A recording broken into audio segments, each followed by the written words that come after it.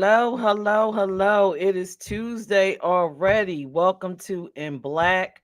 I am excited to be here tonight. If this is your first time watching, I will not be your host. That is the surprise for tonight. I will not be your host, but generally I am. My name is Peirrce Peach McCoy. Before I actually bring on the host that created this topic and I just saw all the amazing questions. I can't wait to answer them myself. I hope I can make it through. I'm going to ask everyone to like, share, pound the like button, whatever. Just get us out there. Text it to a friend because tonight is going to be something else. I've been thinking about this the whole week, this topic. So, as usual, the views here are the panelists, not necessarily IME Corps, um, which is the LGBTQ plus nonprofit. And we're about to have the discussion in Black. Now, the topic for tonight, and this topic, this is going to be something. Heteronormative expectations inside the LGBTQ plus and trans attracted relationships and how they can be harmful. I want y'all to take a minute to think about that because that is a mouthful. But I know if you are within the community, you can identify readily what the heteronormative behaviors that we done carried over from our family, friends, society as a whole. So, before I could get deeper, in which I'm not going to get deeper, I'm going to be on the panel tonight. I'm going to bring on our host. And our host for tonight is Dre. Hi, Okay. Dre. Good evening, Peach. How are you? I am good. Are you ready to host in Black tonight? Listen, I'm ready. I'm excited. I am interested in seeing how we are going to answer these questions on tonight. This is going to be a show. Okay. What inspired this topic? I was actually having a conversation with my brother Rakeem, and we were just brainstorming some things, and he's one of those uh people who love, throwing words at me that I'm sitting here like, whoa, let me try to define that real quick. And so he threw out that heteronormative expectations, and I was like, ooh. And I was like, oh, bro, yeah, I'm about to, I got to get with the team. We got to dig deep on this. All right. Well, I'm about to bring up your panel Let's and take bring on myself out it. and put you up there. All right. So let me bring on the panel. Hey, hey, hey, I love them glasses, Dre. A little new, a little something, something. They little MMG. I think that, yeah. A little designer this time. Vondo. I'm trying to be like you, Smack. Can't keep letting you come up on here outdoing me. I feel some type You of mean way. like Peach? You mean like Peach with the million one glasses? I can't outdo her because she the creator. She might take me off of this joint.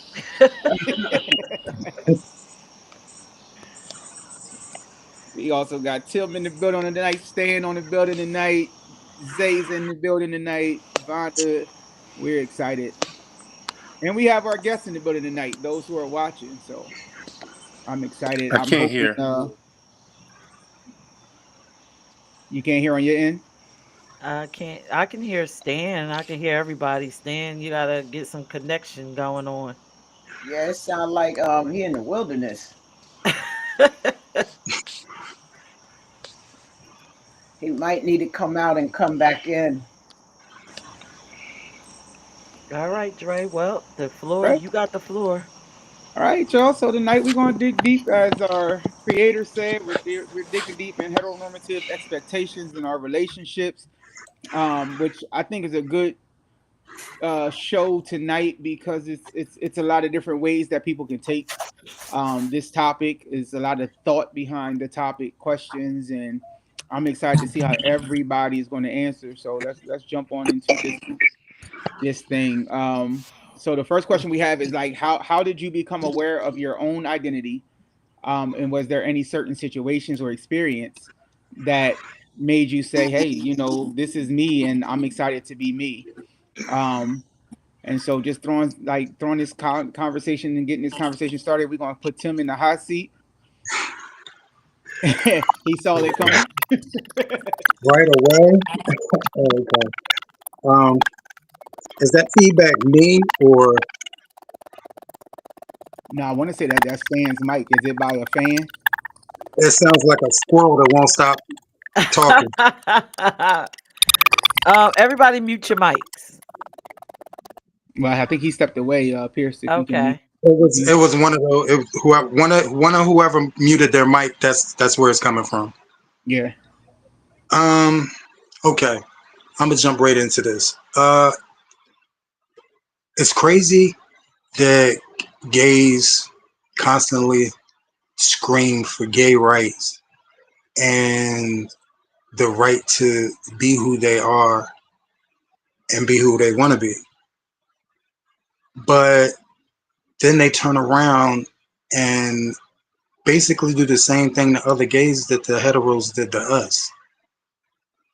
Even though we are gay and or whatever your identity is in the LGBTQIA spectrum, everything is still based on heterosexual norms. If you're the top, you are most times projected to have to be this hyper masculine person or this hyper masculine situation that might not be all the way you. Everybody's not a thug, everybody's not a gangster. Reality is there's different types of men, whether you're straight, gay, or somewhere in between. There's different types of men. And it's if you are supposed to be the man, you can't do this and you can't do that, you can't do this and you can't do that, because that's not what things that a man should do. But I'm not a straight man, I'm gay, so why can't I do gay things? I noticed a drastic difference in how men received me before I started entertaining as opposed to after I started entertaining. Because I'm a masculine gay male, but I entertain on stage in drag, there are so many stereotypes put on me, and these stereotypes reach people before people even get a chance to know who I am, even before they even get a chance to say hello to me as a person. And it's crazy that a lot of the people that say I'm not a man because of the things I indulge in, if they actually knew me as a person, they would understand I'm more men than most men that they will actually come in contact with or deal with. So yeah, it's the the gay realm is a very magical place, and it doesn't always make sense in a time where common sense is no longer normal. It's the new norm. So yeah, it's definitely a lot of hetero. It's a lot of hetero norms placed in expectations in the gay lifestyle. So how did you become aware of your own identity though, Tim? Actually, doing drag. Because it forced me as a person to accept everything about myself. Because whereas I was received by the crowds very, very, very well, the people that I mingle with in clubs are so confused about all the stories that they've heard about me that they are scared to approach me. So I had to find like a intestinal fortitude to just be able to go out and just function as myself, because everything around me got crazy simply because people can't understand the difference between an artist and a lifestyle choice. See, my life hasn't changed much since I entered the lifestyle.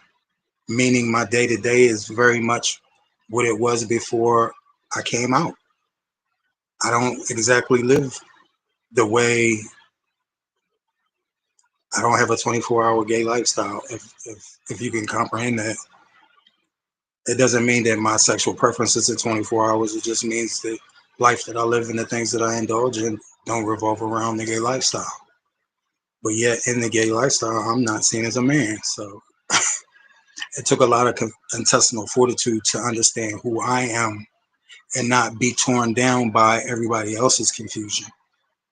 I managed to maintain Tim and still manage to be an awesome man in everybody else's life that I've touched. It's just hard to date because people are actually shamed for dating a top that does drag. Like all other kinds of shaming is something that, you know, it's not just drag, it's other things that masculine men just can't do. And if they do them, they're frowned upon. They're looking at as broken or something's wrong with them. There ain't shit wrong with me. I'm just gay. My gauge is different than yours. Awesome. Let's throw Vonda in the hot seat.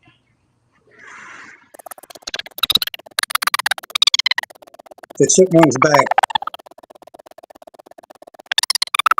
It's you, Vonda. It's some type The of noise in chipmunk the is back. back.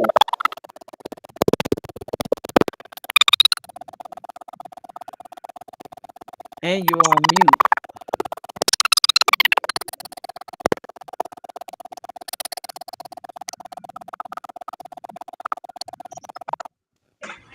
Hear me now? Yes. Do you still hear the noise? No. No. All right, that's because I had two speakers on at the same time. I apologize, y'all. Let me unplug it real quick because it's switching in and out of the two mics. Matter of fact, I can just turn it off. I'm sorry. All right. So, I mean, I always knew that I like girls at a very young age. I was a toddler. But it became real and undeniable, I would say between 16 and 17, you know, probably more so 17. I didn't have no single aha moment like, hey, hey. I didn't have anything like that. It was just a series of like feelings, connections, people I met in which they were older, and experiences that made me realize that I was emotionally and romantically attracted to women. I don't know if who have been following our show, you remember me saying that I had an attraction for my best friend. And I wasn't confused about what I was feeling because I knew, that I like girls.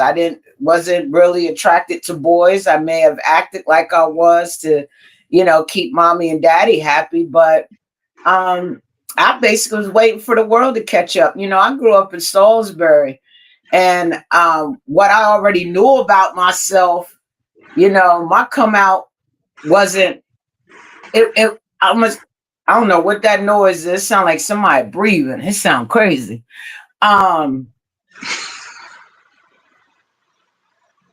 It sound like somebody doing something. But it was like my come out came out in a rage moment. That wasn't the way I wanted to come out, to my parents. It came out in rage. And to the people I hung around with, it wasn't, I came out to them, the people who were guiding me into this lifestyle. And so in a world that, doesn't really accept back then, and this was in the late 80s, early 90s, in a world that really didn't make space for Black queer women such as myself, I stood firm in who I was. I remember going to get my hair cut. Boy, I had me the dopest high top fade. I don't know if anybody remember. Had my boy cut, had on my little baggy blue jeans. I really, was no more dresses. I'm gonna keep it real. At 18, it was no more dresses. I went and got my boy cut, and barbers were always look at me. Your mama know you getting your hair cut like this. I said, I'm grown. I'm 18. Yeah, I want my hair cut like this. And I feel like I've always walked in my truth, even when it wasn't popular, to be honest. So I don't have like a aha moment. I know when I came out to my mom, it was out of rage, but I always felt comfortable because I surrounded myself around a community of people who accepted me. But I did have a couple, girls that I talked to who want to act like, we're not together in public. And I'm like, why do you care what people say? And I think that comes from the liberation within myself. I didn't care what people thought, but I understand, like, sometimes they weren't ready. But I'm just there with it. As far as when I became aware, I always knew I liked girls. I remember I told you I was playing mommy and daddy. I was daddy, and she was mommy.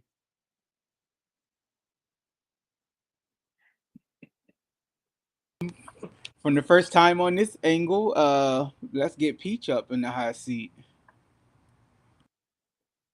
Oh, okay. So the first time I realized that I was a part of the community, I think I have to agree with Vonda. I think sometime when I was aware, I just automatically knew that um I just liked everybody. I didn't even have a concept of gender growing up. I think, I was more shocked to find out I was a girl more so than to find out that I liked females and males at the time. But I just automatically knew. Um maybe possibly born this way. I don't even ever remember a time when I didn't, know I was a part of the community. So that is my answer. Good deal. Let's throw Zay in the hot seat. I don't know. I probably just say I always felt like I wanted everything in life, whether it was male or female. But I didn't really act on it till I turned 18, because before 18, everybody's like has so much to say, or the older people of your generation didn't pretty much was okay with that. But I also came from a family full of women. Wasn't too many men around, so being raised by a bunch of women made me realize like that's probably not the life that I want for myself. So when I turned 18, I started acting and trying different things to see what I wanted, and it went more based on how I felt. Stan, put you in the hot seat. Um, I guess I didn't have. I guess um, I knew early on things I liked. Um, like even 13, 14 years old, and but I always had my own identity because I never uh, hung in a gay crowd. So I didn't hang around gay people. I was I could, I would live my life and go around um, things I wanted to be around, but didn't live in it. Um, still had my regular friends and stuff, but then I still would go and do my own thing. So I wasn't part of the community. I didn't hang around gay people. I would when I was in the community. I could get in it, but then wasn't of it. If you know what I mean. I'd be in it, but I wasn't of it. I didn't have a template of gay people around me to say, um, it like when we talk about stereotype, I didn't have a template of somebody or what people say they gay fathers, they gay mothers and stuff like that. And so I wasn't guided in that. So I didn't. I just was always on my own with what I did. So I wasn't guided in anything, and I think sometimes we had gay fathers, gay mothers, and these are things I hear about. I hear people talk about it, but so they had guidance with certain things, or they depended on them for certain things, or they looked for them as a template of what to be. And I just didn't have that. I just knew things I liked, and I never put titles on anything, So I didn't, I was just one of those people that I wasn't confused about what I was and what I was gonna be. Am I gay? Am I this? I just went with the flow. I just followed with the river. Hey, whatever, however it was. So I didn't put those kind of pressures on me on what I am, or am I gay, or what's gonna happen. I didn't do that, and uh, what I found pleasure in, that I didn't have to have nobody validate what made me feel good, you know, or I didn't have nobody validate on what I liked. So I didn't have. So I knew early when I had I mean when you 12, 13 years old, I was very curious. I had all these emotions, I had feelings, masturbation coming in, like, damn, what is this I'm doing? You don't know. I went to the library looking up books and shit on what is masturbation and what, I stopped looking for things to define my feelings. And then if I read something in the book and you're supposed to feel this way after you masturbate, you're supposed to be like this, now I'm looking for something. Well, I didn't feel this way. Okay, the book said I'm supposed to feel this way, but I don't. So I just kind of, I don't. It's like with like self-help books. I don't. A lot of people use them because self-help is, those things like that is always somebody else's story. And whatever journey they took, that was their journey. Their journey might not work for you. I can write about my journey like I'm a hero and just follow what I do, and you're gonna be like this. It ain't gonna probably work for you because there's all kind of things in my life that you ain't gonna you will never experience. So my thing is I never, like I said, I never, to make it short, I just went with how I felt, and I didn't have anybody to say, okay, this is the way I'm supposed to feel or the way I'm supposed to be. I just knew early how I felt, and I never expressed that with people because I didn't need people judging and then me explaining things to myself, about myself. So I had my straight friends I hung with all the time, and then again, like I said, I could hang with them, but then again, uh, I knew certain people I wanted to be around. I was into community, but I wasn't of the community, so I wasn't part of that. I didn't hang around it. When I was dating the trans girls and stuff, I didn't have to be part of the community to do what I did. And then a lot of the women I dated, a lot of girls when I started dating, respected that because I pulled them out of the community, for a while, and it wasn't part of that. So, I mean, I hope you all understand what I'm saying, but that was just, um, but I knew early my identity, and I knew um, that I wasn't looking for anybody to validate why I feel the way I feel. You know, I, so that's really it.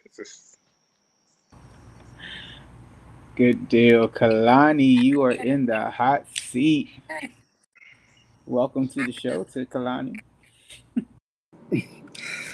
Thank you for having me. Can I have the question again? You sure can. How did you become aware of your own identity? And was it a certain situation or a certain experience? For me, it was kind of different because I kind of knew early on, but I didn't have the language for it. So I kind of sought different avenues like TV, television, because I grew up in the church. I grew up in church culture and church world, and we didn't have none of this then. It was just one or the other, and that was all. So I didn't have any language for how I was feeling and how who I knew I was. So I had to go searching for it, and I came across it when I went to my first gay club, which was in my teenage years. Won't tell you how old I was because I wasn't supposed to be in there. But I went and I saw a representation of who I became. And just from that moment, just knowing that there were other people that were like a blueprint for where I was headed was reassuring. So I always knew, but I just didn't have the language for it. But I always knew. Good deal. Good deal. Um, I guess I got to answer this question, huh? For me, it was an experience for me actually. I had ideas of like how I was feeling, what I was attracted to. I always knew I was attracted to at one point both men and women. But for me, it was just that first experience kind of etched everything in stone. And after dealing with women, and then you have your my first experience where I dealt with a guy, I was just like, this is what I've been missing. Like, wait, let's try this again. So I just kept trying, and trying led to staying. And I was just like, hey, I don't even need a female now. Like, forget this. It was a better experience. It was more enjoyable. It was less hassle to deal with crap afterwards, and I ain't have to deal with a lot of the, you know, what women go through. And so I was just like, hey, let's go. Um, so and it was a thing really for me too. I was what solidified me was after I lost. I was actually married at one point, so after I lost my wife, I literally didn't. I lost interest in females completely after I lost my wife. I was just like, hey, like this now has further solidified that because I have this thing where if you weren't her, you ain't gonna make it anyway. And so, um, you know, it was like now let's just look forward to doing something different, and I enjoyed it. Like I just fell in love with everything about the dealing with the man aspect of the man, um, the soft side versus the hard side, the feeling of I don't have to play around. Like we both know what each other want, and we both know like how to satisfy one another. And, I don't have to teach. Hopefully, I didn't have to teach nobody nothing. You shouldn't already figure out some things, although sometimes you do. Got to still be that educator, but it was just like, yeah, this is where I'm going to stick with, and if they don't, whoever doesn't accept it, that's fine too. Like my cutoff game is strong, so I didn't have to worry about who didn't accept it and who did. Yeah, I was just like, it is what it is. So that's how I was aware of my own identity. Um, Being in this lifestyle and being who we are, um, especially I think in some type of form, another an activist, or a role model. How would you encourage others to find themselves? And if I can add to this speech, I want to even say to accept themselves for who they are. And we're going to let's put Kalani back up in the hot seat first.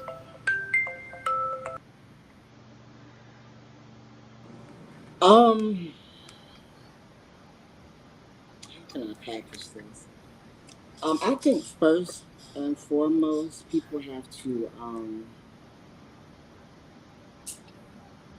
understand where you are first. Like understand where you are in life. Because a lot of us, and I hope I don't take too long to get to my point, but a lot of us, for some reason, deal with a lot of trauma in our upbringing, in the LGBT community. Um, so it's kind of hard for us to move past that, and it takes us a while to really understand who we are because of all of the trauma. Um, so my advice, because yeah, I'm gonna say that, because my advice to anybody would just to be able to know that as humans, we need people, but we don't need people.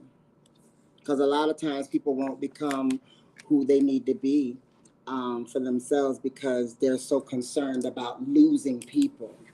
And if you lose a person, that person wasn't your person anyway. So I think you should just be who you're going to be, accept who you are, come to grips with that. And if you lose somebody, you lose them. If you keep them, you keep them. But you got to be able to go alone because this is not an easy walk, in short.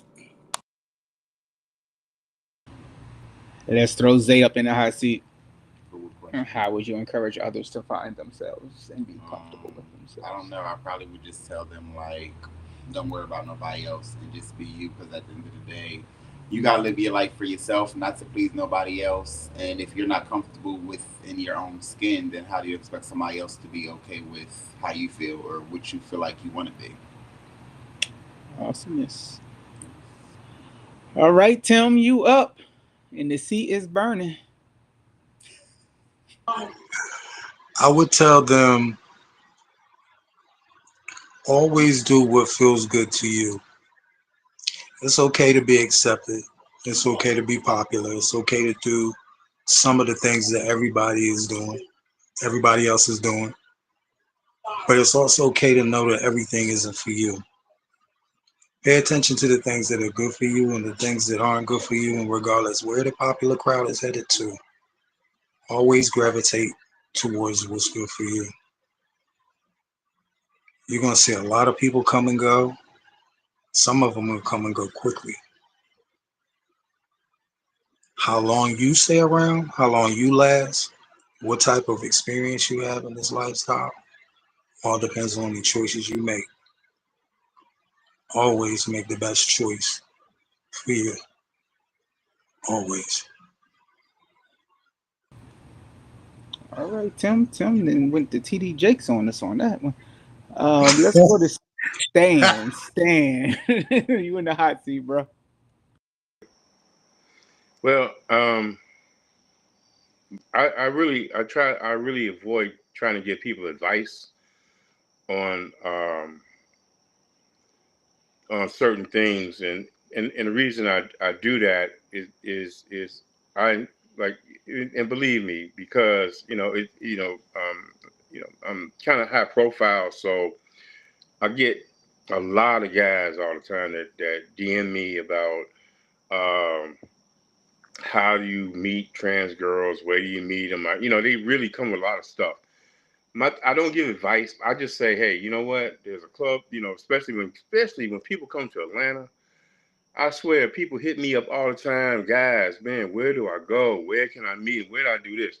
And I started getting to a point. I was going to start charging people money because I'm like, wait, you know what? Because you kind of get it wrong, and I don't give advice on any, because see, like I said before, my journey and experience, I can give you advice and you could take it, but it ain't gonna fit you because it took all these little pieces throughout my whole life for me to get to this point, or to get, so what works for me ain't gonna work for you. And I just give advice. Hey, say, hey, you know what? There's a million clubs here. Go to a club, go out there. The girls are there, and just do, and then you'll figure it out yourself. So I'm not going to tell you anything that's going to be a guideline. Okay, if you do this, then that's going to happen. Then after that, that's going to happen. So that's what people are looking for. I'm not. I don't have that advice. I would encourage you to, number one. I don't know your situation. I don't know if you're down low. If you, I don't get into all those things. So my thing is, hey, bro, I can what I'll do this. I can name you 5 clubs in Atlanta you can go to, and you go there and figure it out right there, because everything you're looking for is there. So however it fits into you, then that's what you do, because that's what happened with me. I had no guidelines on nothing. I didn't, seek out a book. Okay, this is how I do it. This is the method I take. You know, it's like when I go to different cities, you know what I do? I don't even ask people where to go. I swear, I never ask people where to. I do it on my own. I never ask people. I go to New York. When I was in Delaware. I didn't ask nobody in Delaware. Where the clubs to. I sought that out on my own because I wanted my own experience. I didn't want people telling me, "Oh, don't go. That they ain't shit there. This is that." I had to. I just do it on my own.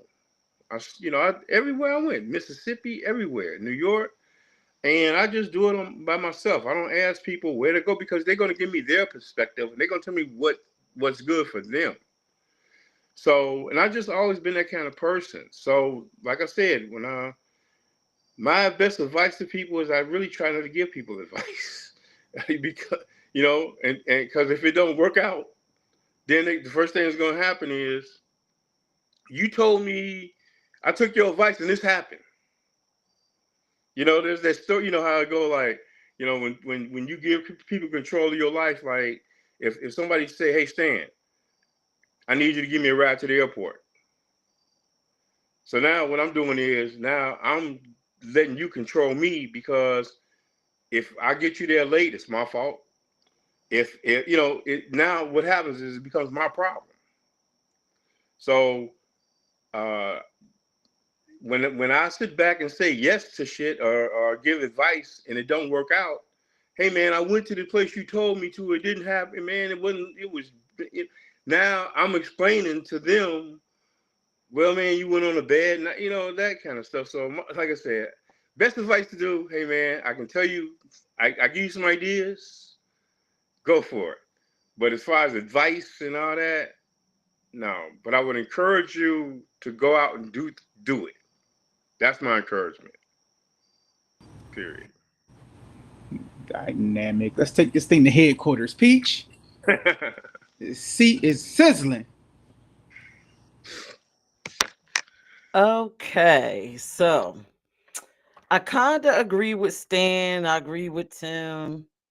So my advice would be to anyone that's trying to figure out who they are. I have a line that I always say to my children. You could be the ass of your life or you could be on the tail end. And I feel like I want to be the head. I don't want to be on the ass. I don't want to be the tail. I want to be the head. So you have to do the inner work. You have to figure out who you are, what you like, exactly how you want that person to be. Even if you have to write it down, figure it out. If you got to research it, however you do it, watch a porn, a movie, however you decide to embark on figuring out who you are, what your orientation is, your identity, even when it comes to your career, just the inner work. And then once you figure that out, then you go out, you go into the world, you're already armed, and then you start making decisions. You make great decisions that you're comfortable with. So if I didn't say it right, you can either be the head or the tail of your life. I say choose to be the head. Think about it.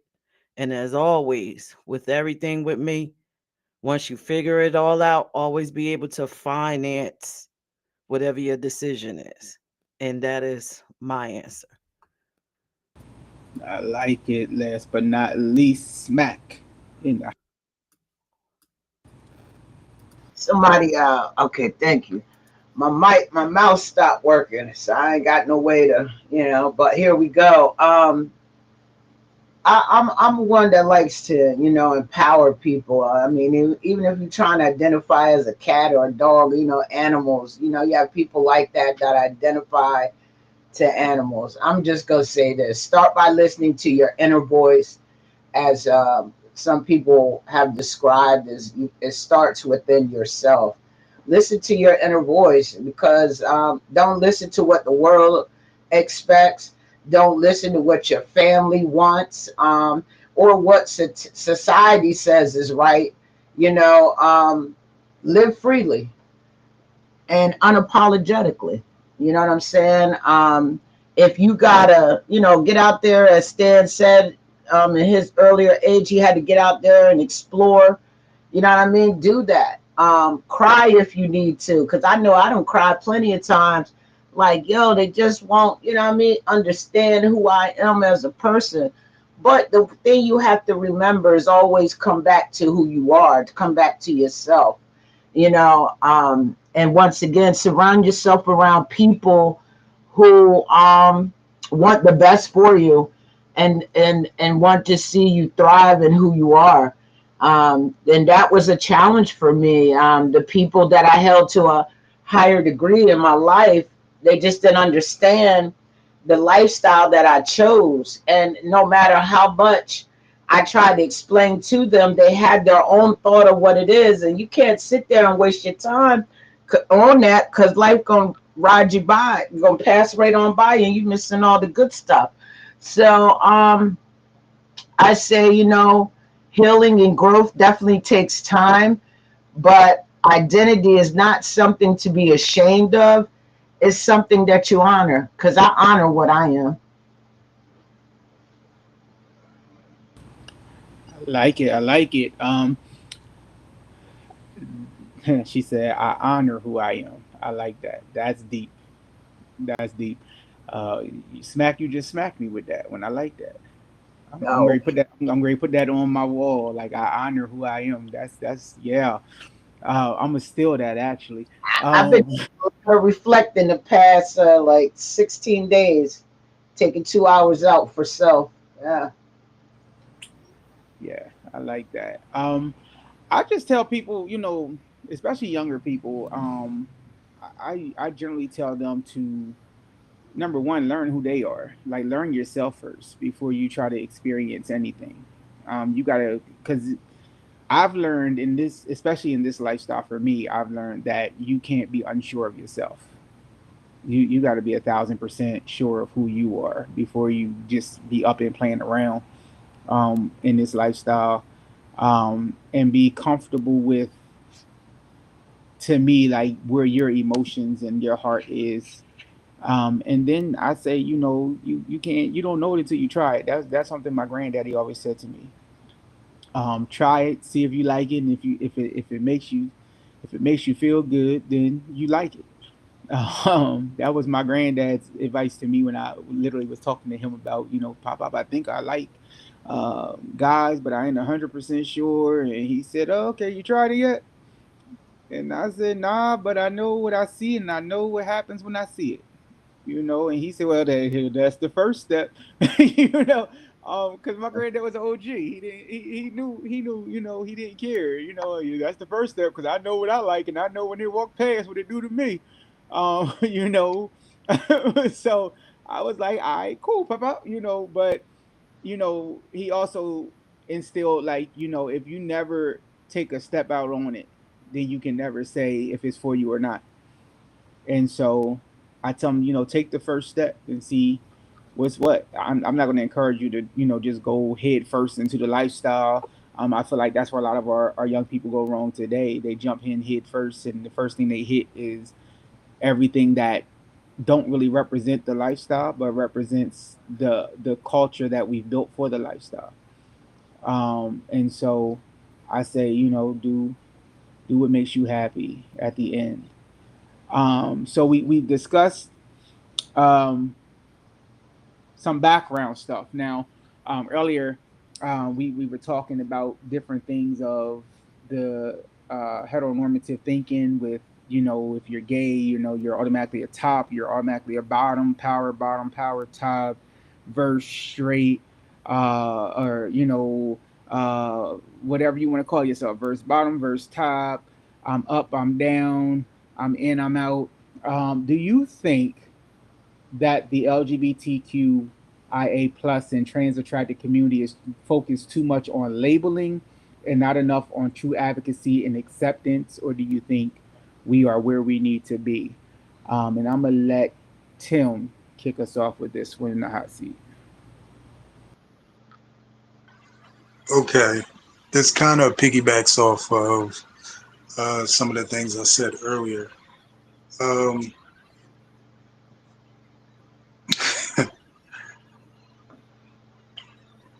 could you repeat the question one more time? The second half of Absolutely. the question. Absolutely. Do you think the LGBTQIA plus and trans attracted community is focused too much on labeling and not enough on true advocacy and acceptance? Yes. Um, Here's the thing. A lot of the gay scenery revolves around pageantry and ballroom, and that culture is used to putting people in boxes or categories. So it becomes very common in our community for people to get into the mindset of putting people in a box. And you have to fit in this box. If you're masculine, you have to be this. If you're feminine, you have to be this. Oh, you can't act like that because you look like this. And it's the complete opposite of being who you want to be because you're free, you're gay, you're happy. It's a lot of vice versas and contradictions in our community. And there are things that we were fighting to get free from, but then we turn right back around and do to each other. And those are things that push me back away from the lifestyle because the hypocrisy that's involved in it is kind of shocking when you think you found this new magical place where everything's going to be accepted, and then you run into the same roadblocks that you did in the hetero community. You get the same prejudices that you did in the hetero community because you don't fit into one of these boxes. People can't comprehend that you might be a little bit of this and a little bit of this and a little bit of this, and that's okay because it's your right to be that way. Isn't that what everybody says? But instead, when people drift too far from these boxes or these categories or these norms, then you're looked at like you're broken and there's something wrong with you. When you're just not vanilla, you're not chocolate, you're not strawberry, you're Neapolitan. What the fuck is wrong with that? So the fuck what you're vanilla? So the fuck what you're chocolate? So the fuck what you're strawberry? I'm Neapolitan, and that's okay. That's my answer. That's my cut. Okay. I consider myself mint chocolate chip. Um,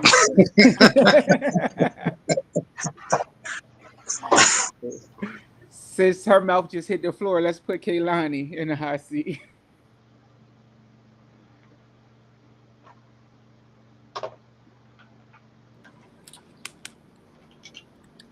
I'm sorry, I need to read the questions just one more time. Yes, ma'am. The question is, do you think the LGBTQIA plus and trans attracted community is focused too much on labeling and not enough on true advocacy or acceptance? Well, since we're talking about us specifically, I say, yeah, I think everybody's just too focused on labeling. Just be what you're going to be and just go with it. I mean, we focus on too much of the wrong thing anyway. So, in short, yes. No explanation needed. Yes.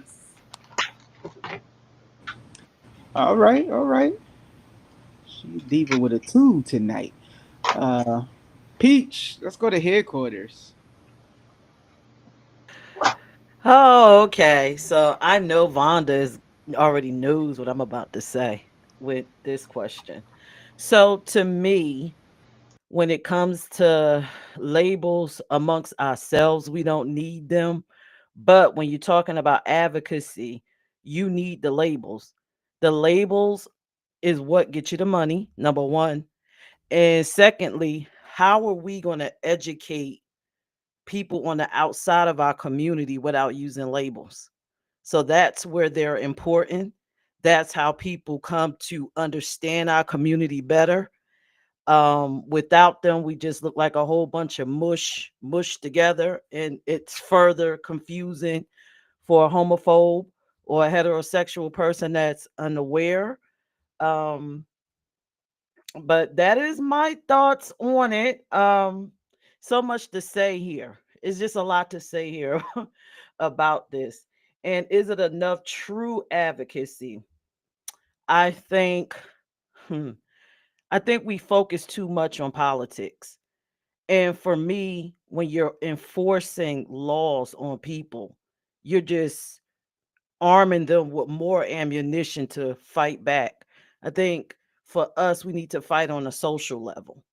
So again, it just goes back to the labels, education, that type of advocacy, boots on the ground. And that's my answer.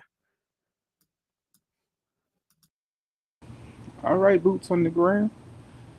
Where them fans at? Oh, Smack. We gonna bring you to the hot seat. It's Peach fault, Smack. She threw me to the club. Okay, so I'm gonna try to not be too long-winded because if any of my friends are joining, they know how I feel about advocacy. But I'm gonna say yes and no. That yes and no. Labels can be very empowering, as Peach said. That's how certain organizations, you're able to get the monies that you need in order to run.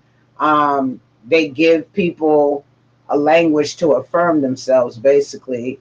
But sometimes I feel that we can get too caught up in defining ourselves. That's why I mean, for someone called me to speak on something, that's cool, but I don't like labels. Anyone who truly knows me personally, I don't like labels. I don't like being called a stud. I'm just a smack. And that's how I tell. I'm smack. I'm a smack. And people be like, what is a smack? Well, we ain't gonna get into that. Because that's me telling you I don't like labels. So, but when it comes to the real work and protecting each other and building community and fighting for equity and making sure that the most marginalized among us, we need to sit them labels to the side so that we can really advocate, so that we can really fight. You know what I'm saying? That's just how I feel, especially where there was a rise in Black trans women being attacked. You know what I'm saying? And Peirrce would tell you, like, I really didn't, and I'm gonna be honest with you, I'm just learning about the trans community fully, and it's because of my girl. You know what I'm saying? And I began advocating back then when all of those trans Black women were being killed all throughout the country. You know what I'm saying? And I felt good getting my boy to do these T-shirts for me and my girl that says Black trans lives matter, because people didn't understand. Like, I had, I'm telling you, every time I wear that shirt, people approach me with questions. I get a little nervous because I'm hoping I retain what I've learned to explain to them why it's important, because a lot of people didn't understand. But see, if us as a community set our labels to us to the side and truly advocate, when you see a part of our community being killed and taken out of here, you will want that same. If it were the gay men they were coming out, it was the lesbian, if it was the bisexual people they were targeting. You know what I'm saying? That's just how I feel. Labels don't mean much if we not showing up for each other in real life. I'm just gonna keep it 100. I'm just saying, advocate, man. Try to keep it for, I get passionate. I love it, Tim. We got Tim. My fault. Stan, you in the hot seat, bro. Okay. Well, sometimes labels are important for identifying. Like Peach was saying, um, we have to use labels for the people outside the community to identify who we are. we focus too much on labels when it comes to people's personal choices. So I think we focus on that too much. You know, whatever I decide, and if I and then people have an opinion on it. You know, we focus on that too much. As far as uh, advocacy goes, um, I mean, it's like everything is hypocritical. We have people that are so-called activists in the community that only do it because of dollars or notoriety. They're not really what I call activists. They acting like and you have real activists. So we have those things, and then as far as hypocrisy, it's so much hypocrisy, but I don't turn my back away from it because that's just part of life. You know, we're gonna have hypocrisy no matter where we are. You know, and that's just part of our. I'm uh, I'm part of hypocrisy. You know, there's things in me that I'll say, and then somebody say, well, you know what, Stan, you hypocritical. Um, that's the balance of me. You know, I mean, I can't. You know, there's a balance there. You know, so in some senses, yeah, I will admit, yeah, I'm hypocritical to a lot of things, but I think that's what balances me out. Because I'm not set in one way, and my mind is very open to everything. So I don't sit and put when I try to understand people.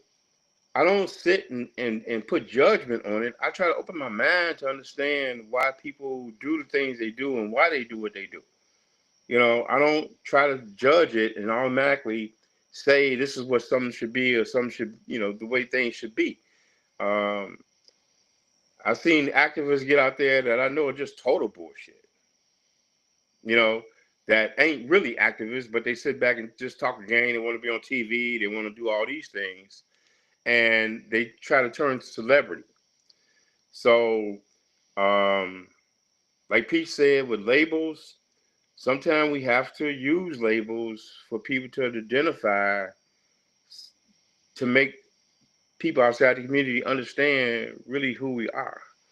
I hate labels, but sometimes a guy go out there and kill somebody. We don't sit back and say, we always put labels on it. It was a black guy that did it, a black guy killed. We just don't say a man did it. We have to put labels on it so people can identify with what it is, and then to allow us to make judgments on that situation. So I know when I talk, I hope y'all be understanding me sometimes, because I do be going to different places, but that's how my thing is. We do have too much labeling sometimes, but sometimes we need the labeling. We're all hypocritical. We all are. But that's the balance of what we are. And, there's no one that's not hypocritical. Because we do have certain hypocrisies in our life. So, and we make exceptions to things. So we can believe in something, but then we make exceptions. So that's my answer. Good deal. Good deal. Um, for me, I think we do focus a little bit too much on some of the labeling, but I feel like the people who are focusing on the labeling are people who don't really understand the power of the advocacy behind it. Um, I feel like there are some in any lifestyle. I feel like there are some who understands if I let my voice be heard, it'll get me to a place that will bring more attention. But then there are some who understands the power of their voice actually being heard. So I think it all falls back on how much we educate ourselves on why exactly are we doing the labeling. It's like, in any aspect of the world, even like in the church, where I feel like, you know, there could be too much labeling on one denomination over another. But I feel like the same in the LGBTQIA plus community. I feel like sometimes there's a lack of advocacy because I don't understand how powerful it is.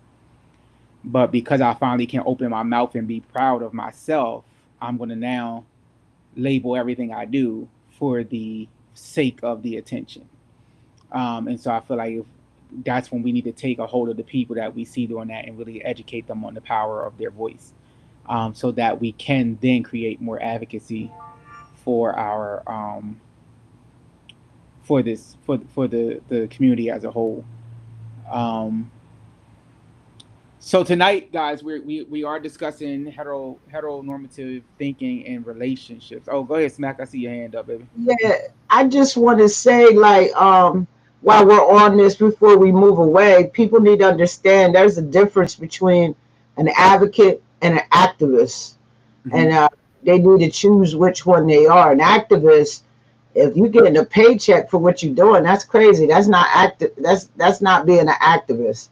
I ain't never got a paycheck for nothing I do that I feel close to my heart. I'm getting out there and getting it done. Advocates usually, inside using their voice, like you said, Andre, they usually helping get laws changed, things of that nature. But an activist is out there yelling hard and bringing, out there bringing bringing it to the forefront. And I just want our viewers to know that there's a difference. And please, research it for yourself. Um, the difference in the two. But I just wanted to make that, known, to be honest, because they take direct action, to bring change. Activists do. We're a little bit louder. An activist is very strong. An activist is the person that's telling you, it won't be televised. You're moving in the background, you shaking up things, you sitting out on people's lawns, knocking on doors who make policy change. You just being bold about it. Advocate's gonna, the table's already sat, the table's already there, and they just pulling up a seat and being able to talk. So I just want to put that out there, and maybe stab people to change up those people in Atlanta. That's crazy that they're looking for a paycheck to be an activist. They got it all wrong. That's crazy. I'm so glad I'm not down there. I'll probably be dead by now if I lived in Atlanta. But I just wanted to share that. Always good for the education. To book Smack for your next table talk, please contact Peach directly. There is a 20% management fee up front. Facts. I love it. I love it. I love it. So we are talking about heteronormative thinking inside of a relationship. And before we dig deeper, I wanted to try to throw like an easy question out to people that kind of can, stir the pot, but not turn the flame up just yet. So I wanted to throw out exactly to our panelists, what does a relationship look like to you? What does a relationship look like to you? And what better person to start with than our very own creator, Peach? For some reason, I knew you were going to call me, right? I was just waiting. I was like, I'm going to be called. A healthy relationship is two self-aware people that are mature enough to be able to self-assess and actually communicate. And I mean, you could work it out. Y'all can actually make the relationship work, come to a common space. But if you're self aware, you most likely will meet the correct person for your life, right? Where it's not that difficult and you don't have to make all of those changes. So I would say two self aware people. That's my answer. All right, all right. She took the back way. I just knew she was gonna go deep with that answer. I was looking for Juanita Bynum, and she gave me Sarita Jakes. So I feel some type of way. Vonda Smack, what does a relationship look like to you? I I'm gonna add on everything that Peach said, but I also want to put this on it.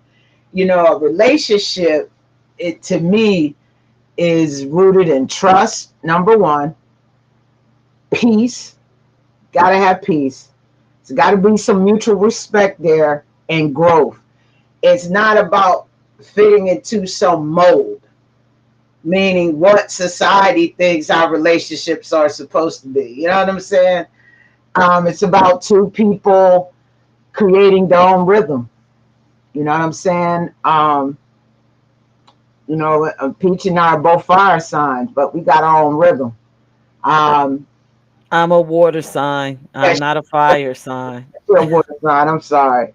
I'm sorry, y'all. Lord Jesus, please forgive me. I knew she was gonna come on. Um, I've been through enough to know that I've been through, a couple of relationships to know that love should never come with conditions that shrinks who you are as a person. And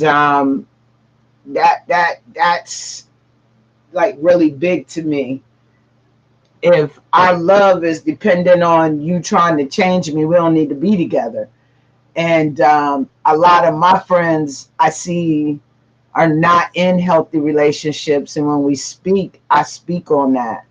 A healthy relationships allows you to be, a healthy relationship allows you to be fully seen and fully loved, flaws and all.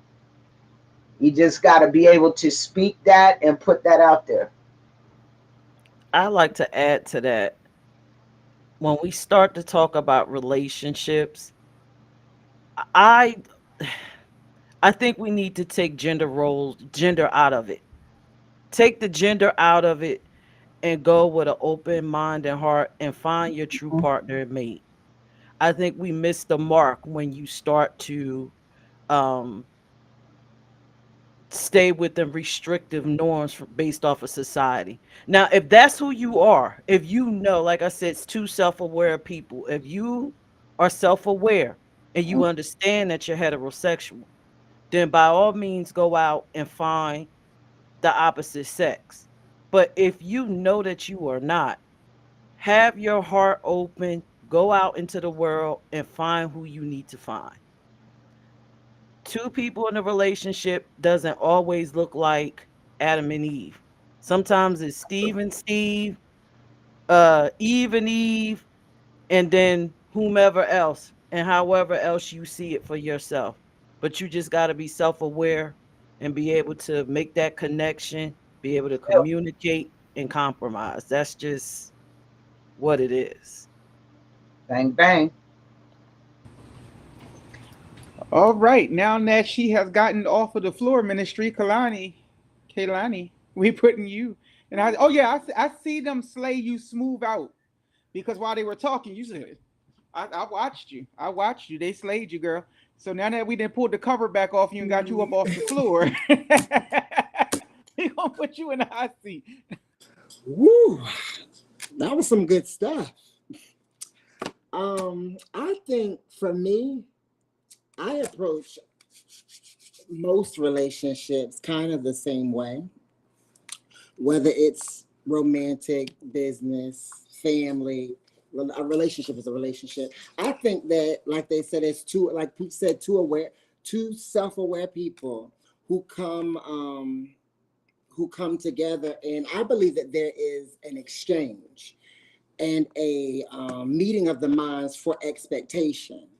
And I know people don't like that, but you have to understand what that person, what you want to receive from that person, and whether they're ready or in a place to give you what you feel like you want to receive, and what are you bringing to the table to give to that person.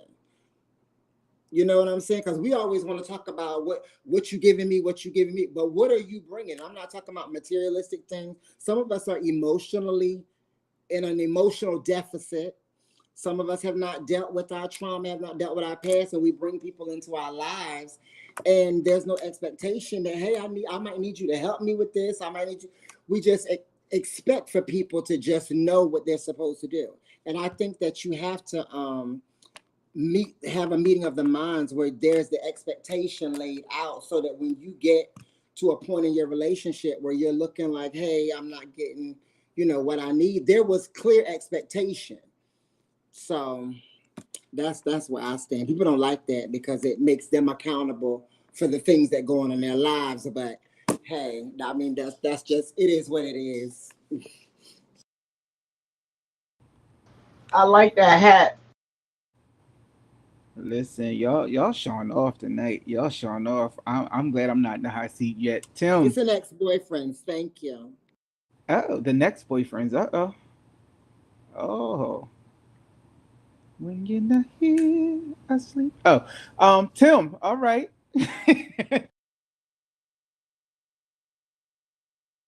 A relationship is something that grows from friendship. A relationship is a process that starts with courtship. So by the time you actually get to the actual relationship, you actually know the person that you're with. A relationship is a mutuality. A relationship is two people who pour into each other. A relationship is something that should bring you peace. It's something that should bring you comfort. A relationship is a situation where you make sacrifices, where you grow together and you build together. A relationship is wanting for your other half in the same way you want for yourself. A relationship is understanding that we was the past.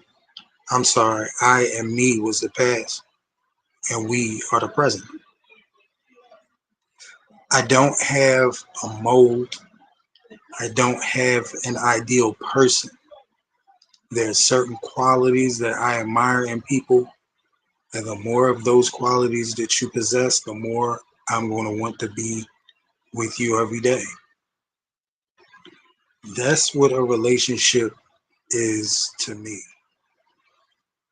Of course, trust and patience and communication are things that are a necessary part of every relationship. But all the things that I named, that's what I feel ideal relationship consists of. That's my answer. All right. We then went from gospel to 70s soul. And now we about to get that. Listen, that man threw in some The good Luther, stuff. some The Eddie good and stuff. Gerald. He threw in some Tina Marie and Stephanie Mills in that answer. He got y'all worked up like the intruders and dropped down like Teddy P. All I was waiting for him to do was start begging like Keith Sweat. We was gonna be all right. But we gonna throw it on to the man of the hour, Stan. Stan, we put you in the hot seat, bro. What a relationship look like to you? Okay. I think I talked about this before. I kind of talked about it different times, but relationships to me is to be enjoyed. And when you meet someone, you accept them for what the person that you met. Once you start trying to mold somebody into something else, or somebody tries to mold you into somebody else, now you're starting to put work into something. And I think I talked about this before. And in a relationship, if you just got to keep working on it, then it ain't to be. Because now you're trying to change me into something. You loved me when you first met me. Now you want to mold me into something. I met you and I loved you for what you were, but now we're deeper into a relationship. Now I want to change you into certain things. And so once you start doing that, now you're taking people out of being themselves. Now they're acting to be in this relationship to make it work, and it's not real. And this is things I've learned, and I'm not throwing my ideals on anybody, but to me, a relationship is just enjoy ourselves. You are the way you are. When I met you, you were this way. I'm not going to try to change anything about you, because when I met you, that's how you are. Now, if I have issues with that, then I'm not going to sit. I'll move on. I'm not going to try to change you. I'm not going to try to change anything about you, because now I'm not getting a real person. Because once you get into that first argument, the first thing that's going to happen is, I changed this for you. I did this for you. And that's the first thing that's going to happen, is that I did this because of you. My thing is, you accept people as they are. Um, the differences that people have in relationships, it doesn't have to be. I mean, we can have disagreements on a lot of things, but one thing we're not going to disagree on is, why are you the way you are? I don't like the way you eat. You don't eat your food. You don't do. You just you get into things. So relationships is supposed to be enjoyed, and you grow together with that. But don't ever try to change anybody.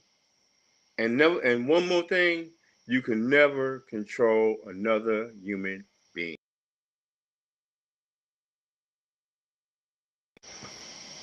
And that's where people have their problems. You try to control another person. And these are just things I learned.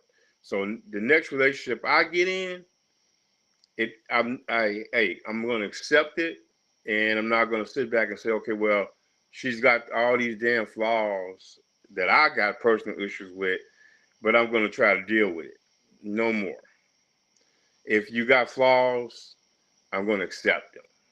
Things about me, accept. But once we start getting there trying to change each other and change something about somebody, and I'm going to take you out of who your character is and who you are, and you try and take me out of who I am, now we're working on something. And now it becomes a job. Now we become people. We gotta deal with each other now. We're not enjoying ourselves. We're dealing with each other. And then we're doing all these things to try to keep the relationship together. And then we wind up hating coming home, hating this. We're gonna fight. We're gonna do this, and it just turns into a whole. And yet people think that's the normal thing to do. Right now, I get out and do things. I'm around people, and I'm around people that want to be around me and enjoy being around me. I'm around people that I enjoy being around, that I want to be around, and that's the greatest thing you could do. And I'm not trying to control anybody. I'm not trying to change your life. I'm not trying to mold you, or you ain't trying to mold me into something. And then we got to sit back and go to counseling and to all this. We're going through all these things, and then we got to bring third parties in, counselors, for somebody to sit back and tell us how to sit back and try to be together, which we should be doing that ourselves. We shouldn't have a third party. We should, so once it gets to that point, it's not worth it. It really isn't, because somebody's going to want to get hurt real bad, and really are. So, like I said, you meet me, things you see about me, you say, damn, I don't like this about him, but hey, I'm going to deal with it. I meet you, things about you, I say, well, I'm going to deal with it. But I'd be damned if I'm going to sit back and try to change you into something else. Ain't going to happen. Because that's where we have problems. And like I say, the next thing happens is, I changed for you. I did this for you. And when you start doing shit for me like that, then you're not doing what's true to you. And you're not being true to me. So that's my answer. Enjoy the relationship, and don't control another human being, because you can't. I'm done. Peach, I see your hand. I like what Stan said, but I think, what should be stated is, we need to leave the representative at home. When you meet somebody, You put on this fake persona. A lot of Y'all people there? do. They have this fake persona. They are I this can't hear person, nobody. they are that person. And then you connect with them. You think you got the right person for you. You think they're self aware because, again, the persona makes you believe that. But then once all of that falls, you realize I'm with a person that's unaware of who they are. They sold me a whole nother person, and this is not working. Of course, we're going to argue. We're not going to get along. So, if you want a relationship to be great, come as yourself to the table.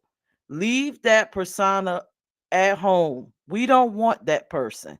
I don't want to know them. I don't want to have to figure that out. I just want to get to know you. And like Stan said, if it doesn't work, then I'm good with that because I'm self aware and I'm okay. When you're self aware, you're okay with being with you. You're okay with saying, okay, this is not going to work. You're not a part of my plan. So that's all I wanted to add. But I do agree with Stan. It doesn't take all of that. But in the beginning, you have to come as yourself. All right, Zay, you in the hot seat. That's y'all's question. I'll catch y'all Can you hear me? on the next. Okay. Zay said he's gonna skip this question. He's gonna go to the next question. Um, so for me, I kind of tie into where everybody just spoke from. Um, you definitely got to be who you are up front to give people at least the honest opinion to say if this is who they want to deal with and who they not. Um, I believe to bring expectations to the table. This is what I'm looking for. And, if you say that you're looking for somebody who's going to do X, Y, Z, then you ought to be okay with being accountable to making X, Y, and Z happen. It's going to take time. It will take patience. It could take some work. Um, I don't always say that being who I am, I don't always say that counseling is not necessary because sometimes I came to the table unhealed. And so that counseling could assist me with getting my proper healing so that we can be who we are called to be together. Because there can't be a together if I'm still unhealed from something that happened, umpteen years ago, and I'm still trying to get through it myself. So I have to be okay with being who I am, but I'm not, part of today, especially in today's society. A lot of people are just not okay with being who they are because they haven't allowed themselves to heal from their past wounds, or they don't know how to get over the hurdle of the trauma that holds them. Um, and then I just believe that everything else comes with plans and just having fun together. When you have fun times together, yeah, you can play in the world, but you got to have a plan and a vision to how you're going to make that succeed. I'm a firm believer in our people perish from the lack of knowledge, or the lack of a vision. And so I feel like when visions gather, then you can begin to say, okay, this is how we're going to make us, this is how we're going to put us into succession mode and not just people who are tolerating each other and being okay with being tolerated. It's a difference between I love you and I'll tolerate you. And so I feel like for me, a relationship is not two people who tolerate each other, but it's two people who love each other enough to make each other successful. So with that being said, let's dig deep. Um, Tim, how do you define heteronormal expectations?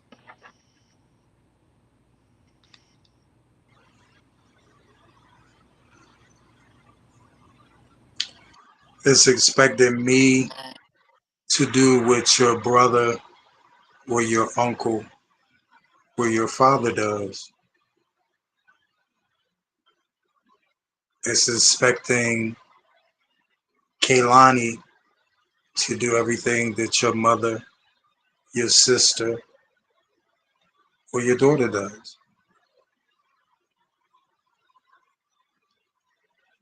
That's normal for them because that's who they are. That's not us. Why are their guidelines applied to our lives? when that's not who we are. I mean, that's basically how I see it, how I feel about it. I like it. Kaylani, how do you define heteronormative expectation? A fool is a mess. Because the first thing they want to ask, I know especially like in gay relationships, who's the man? Who's the woman? Like this, I think it's just so dumb. Like people are people. I think it's a mess. I think when you start having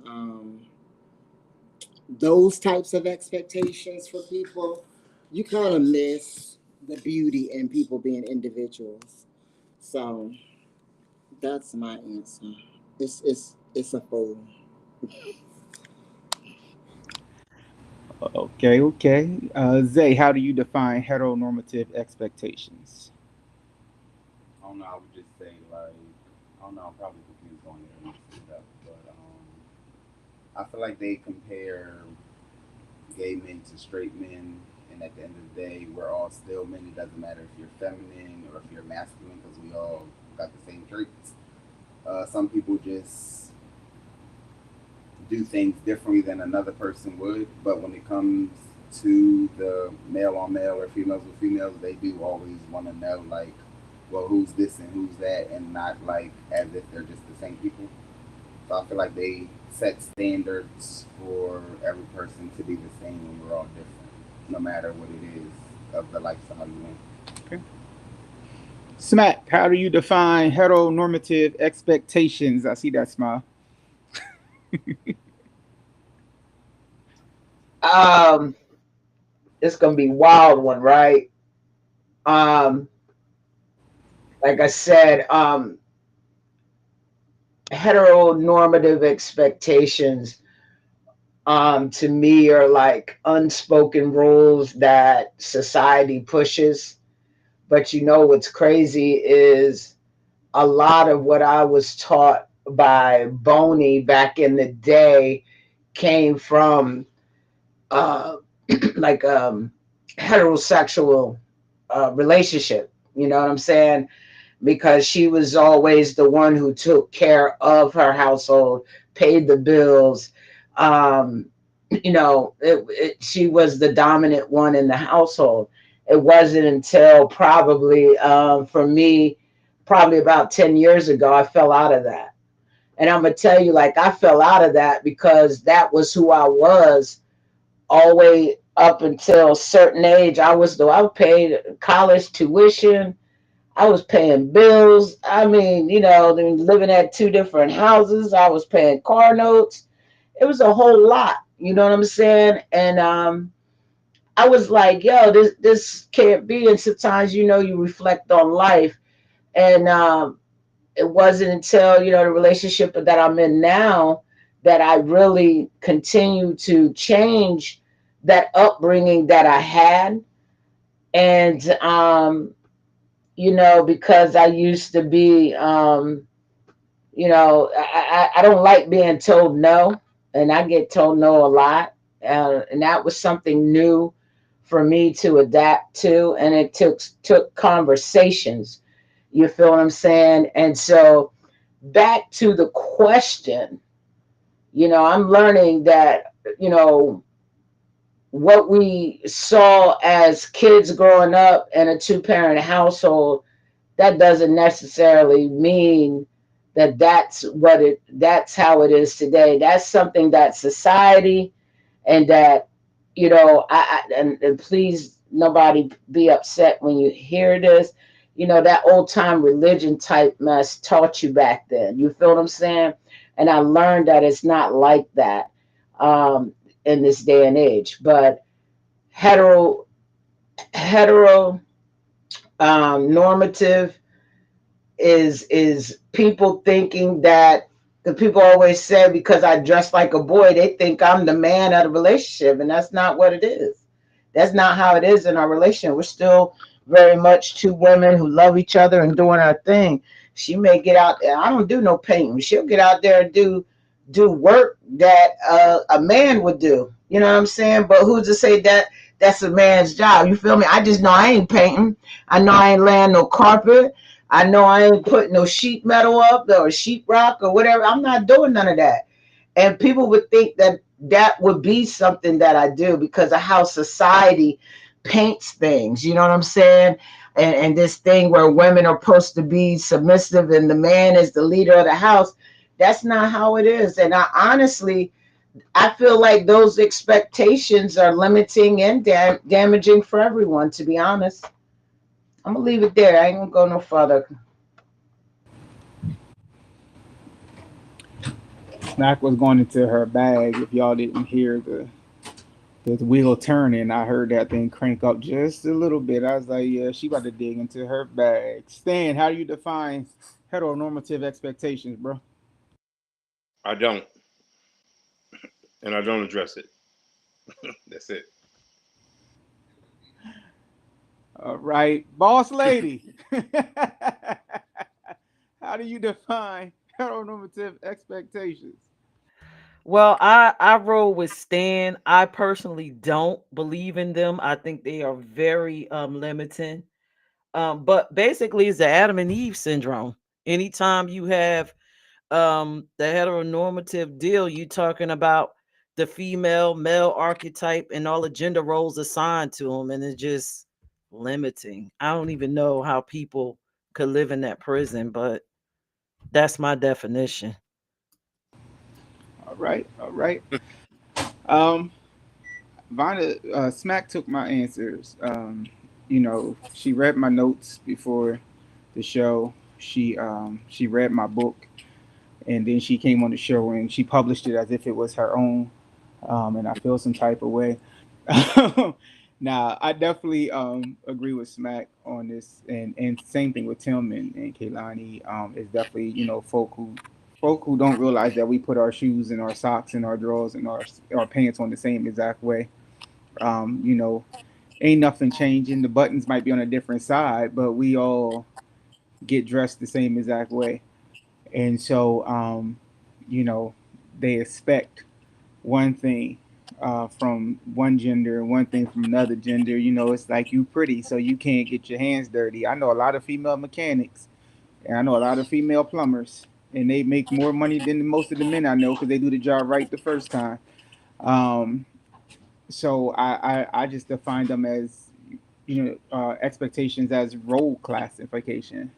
This is what you have to do because you are a man, or this is what you have to do because you're a woman. If you're a boy, you have to play sports. I didn't play sports because sports didn't pay me, and my money was important. Um, yeah, so that's how I define those. Now, in the midst of speaking on heteronormative thinking, do you guys feel that the LGBTQIA plus and trans attracted individuals stick to heteronormative thinking? And if so, why? And if I can just jump right into this answer, I say yes, because a lot of us have not been deprogrammed from how we were raised. That would be my answer off the top. But I'm going to go to headquarters and let Peach answer this first. Yeah. Yes, I agree with you. You took the words right out of my mouth, Dre. Of course we do. You see it in our relationships. If Vonda and I are walking down the street, classic heteronormative relationship, female archetype, male archetype.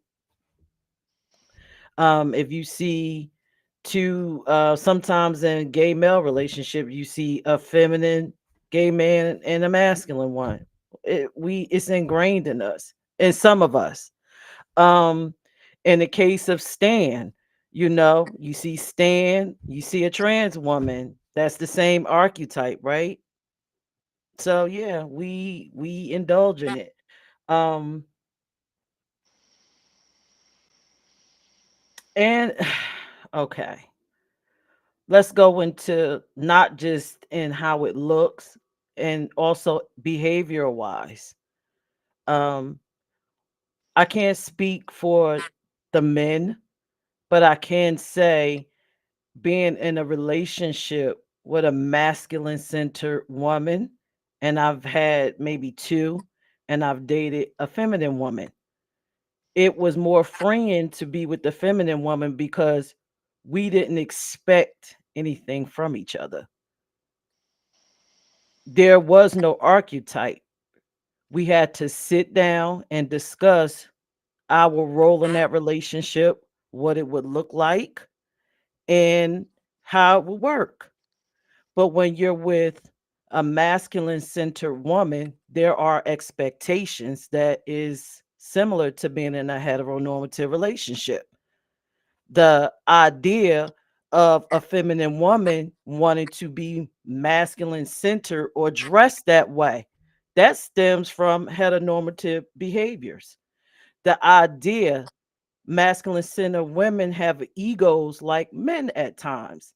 I am entitled to the first piece of chicken, have my plate served to me, things of that nature. And that mirrors heteronormative behavior. Um, but with a twist because they still want the amenities of a female.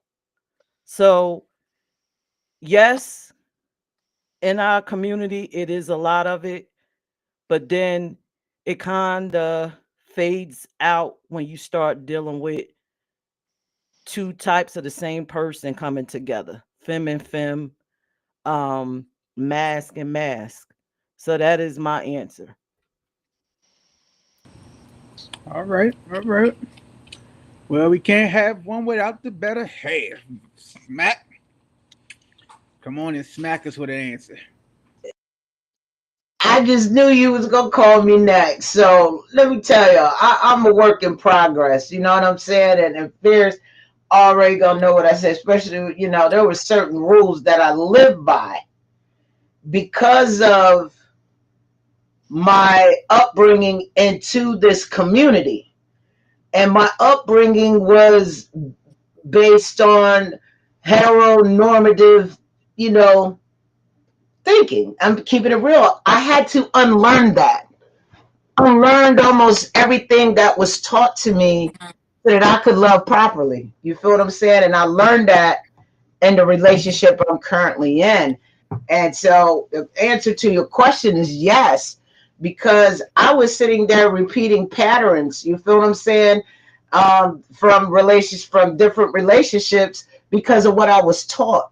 You know what I'm saying? And we in our community have to unthink that to the point where it just didn't seem right to me, two masculine centered women together. But who am I to say what love looked like? You see what I'm saying? And now that doesn't bother me. Like back in the day, I used to go in. I'd be all over social media. I'd be all over social media going in about why that don't look right and why it's not supposed to happen. And I haven't said anything about that in years, is because I had to unlearn a lot of what was taught to me so that I could learn to be in community with my people that I'm advocating for. You feel what I'm saying? And the man, let me tell you, life is great. You know what I'm saying? I learned a lot about myself, and I'm not trying to take nothing away from my gay mom and dad back then. I'm not trying to take nothing away from them, but in order to really, you know, have a great relationship, you gotta. Some of the stuff I was holding on to, I had to let it go because it wasn't right. All right. Timothy, you're up, sir. Don't call me Timothy. My mother used to call me that whenever I was in trouble. I hate hearing Timothy. I saw the way you jumped up. Right. But I'm gonna start my answer off by piggybacking off of what Vonda said. We grew up in the same town and around the same people as far as our community is concerned. And I really had a country shade stream mentality until after I left my hometown. Um, Between leaving my hometown and being away from a lot of the things that damaged me, it allowed me to heal. And then I got into therapy. which allowed me to heal, and it allowed me to realize a lot of things about myself, my rights and my wrongs, and it allowed me to rectify a lot of things about myself. So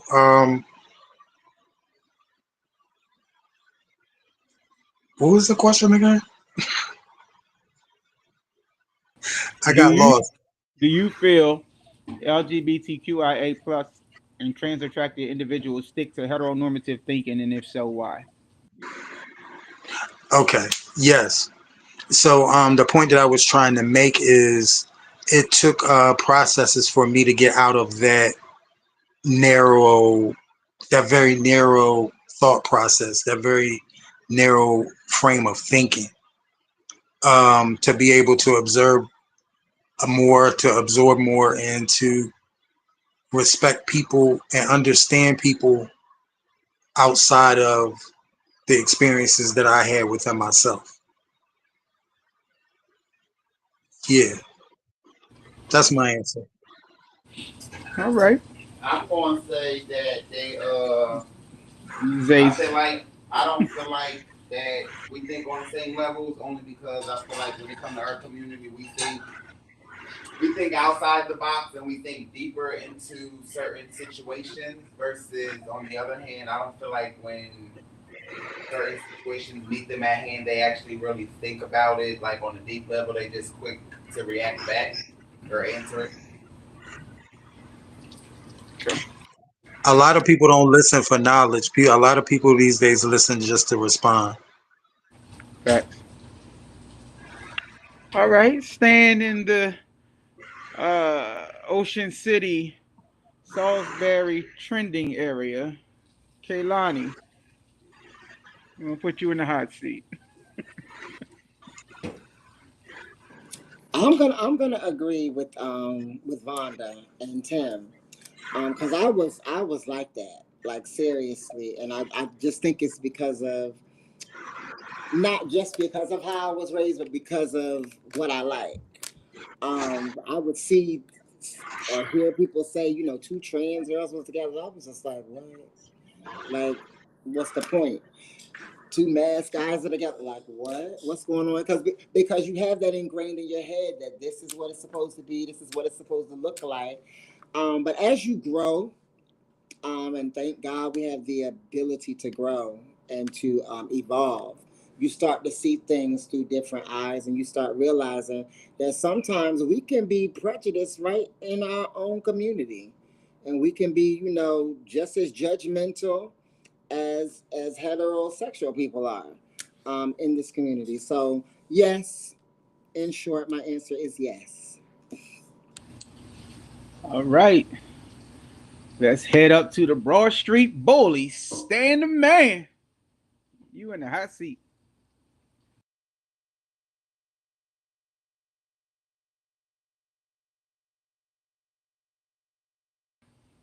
Can't hear you, Stan. Unmute yourself.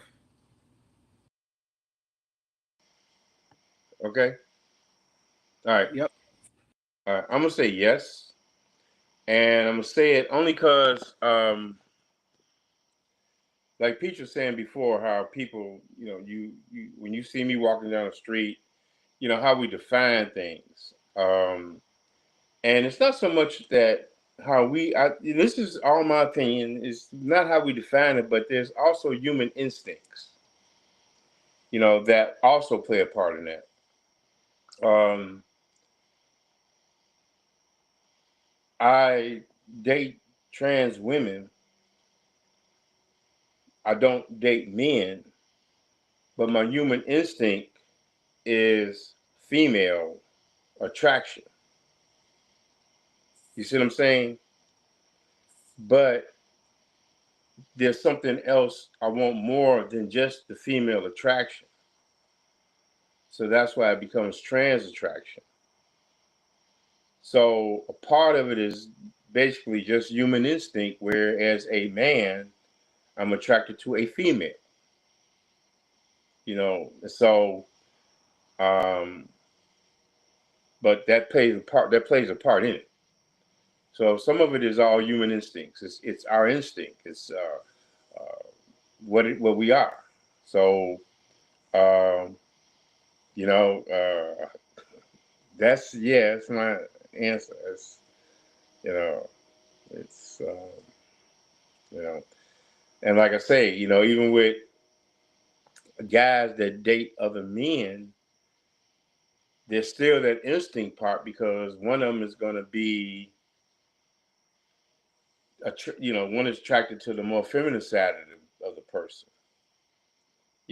And there's no set logic in this.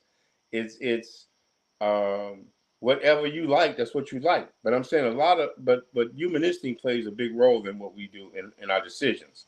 Like Peach likes a more masculine person, which is geared toward more of a man, and that's just part of the instinct of it.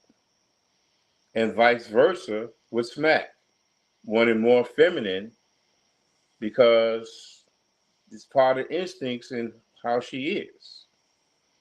You see, so I'm not trying to make this complicated, but the bottom line is the answer is yes. Just for the record, I like everybody, whoever I'm Okay, attracted to. okay, yeah, and that's then again, that's it. There's nothing set in it, and then you don't have to live by what you think people think you should be. So yeah. So if you want to Jump say on something, in, Tim.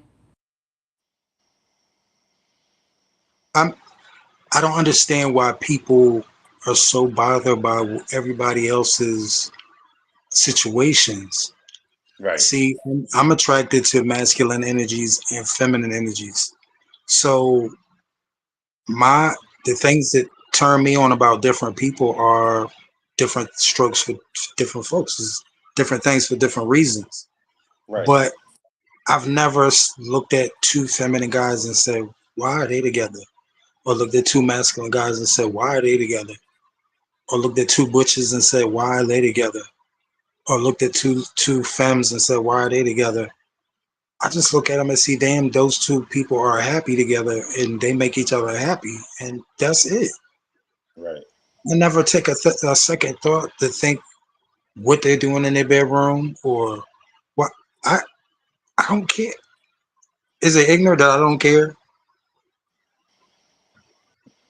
I mean, those two people are happy, and that's the bottom line. I don't understand the purpose of being upset about why two people are together. That's none of that's coming home with you. None of that is in your bedroom or your relationship. Like, why does what those two people do in the privacy of their home, in the privacy of their relationship, why does it bother you so fucking much? Because they happy and living their life and you not. I don't get it either, Tim. I'm gonna say this before I And had unlearned behavior, I could speak on it. It wasn't until I got outside of my box, being in the country, and went to I'm gonna tell you where it all happened for me, where it started. I went to Atlanta Pride, and there I saw so much. And I think it was called Piedmont Park or something like that. I don't know. That might have been Philly. I can't remember. But anyway, you got this country girl down here in Atlanta at this Pride, and we at this big behind picnic, and I'm seeing masculine centered women with female uh feminine female styles to their hair, and I wasn't used to that. Okay, and it wasn't until I spoke to somebody from Atlanta, and I said, look, I'm a country bumpkin. I kept it real with them, and I appreciate them taking time to help me understand the lay of the land, because there were big black masculine men with other big black masculine men, and I never seen this before, and I kind of think like my eyes was like, I just felt like I was kind of sheltered, you know what I'm saying? But I used to be that person, like, yo, ain't no way two studs that look at brothers supposed to be together. that was some of my thing, but the swing, y'all know what I'm trying to say.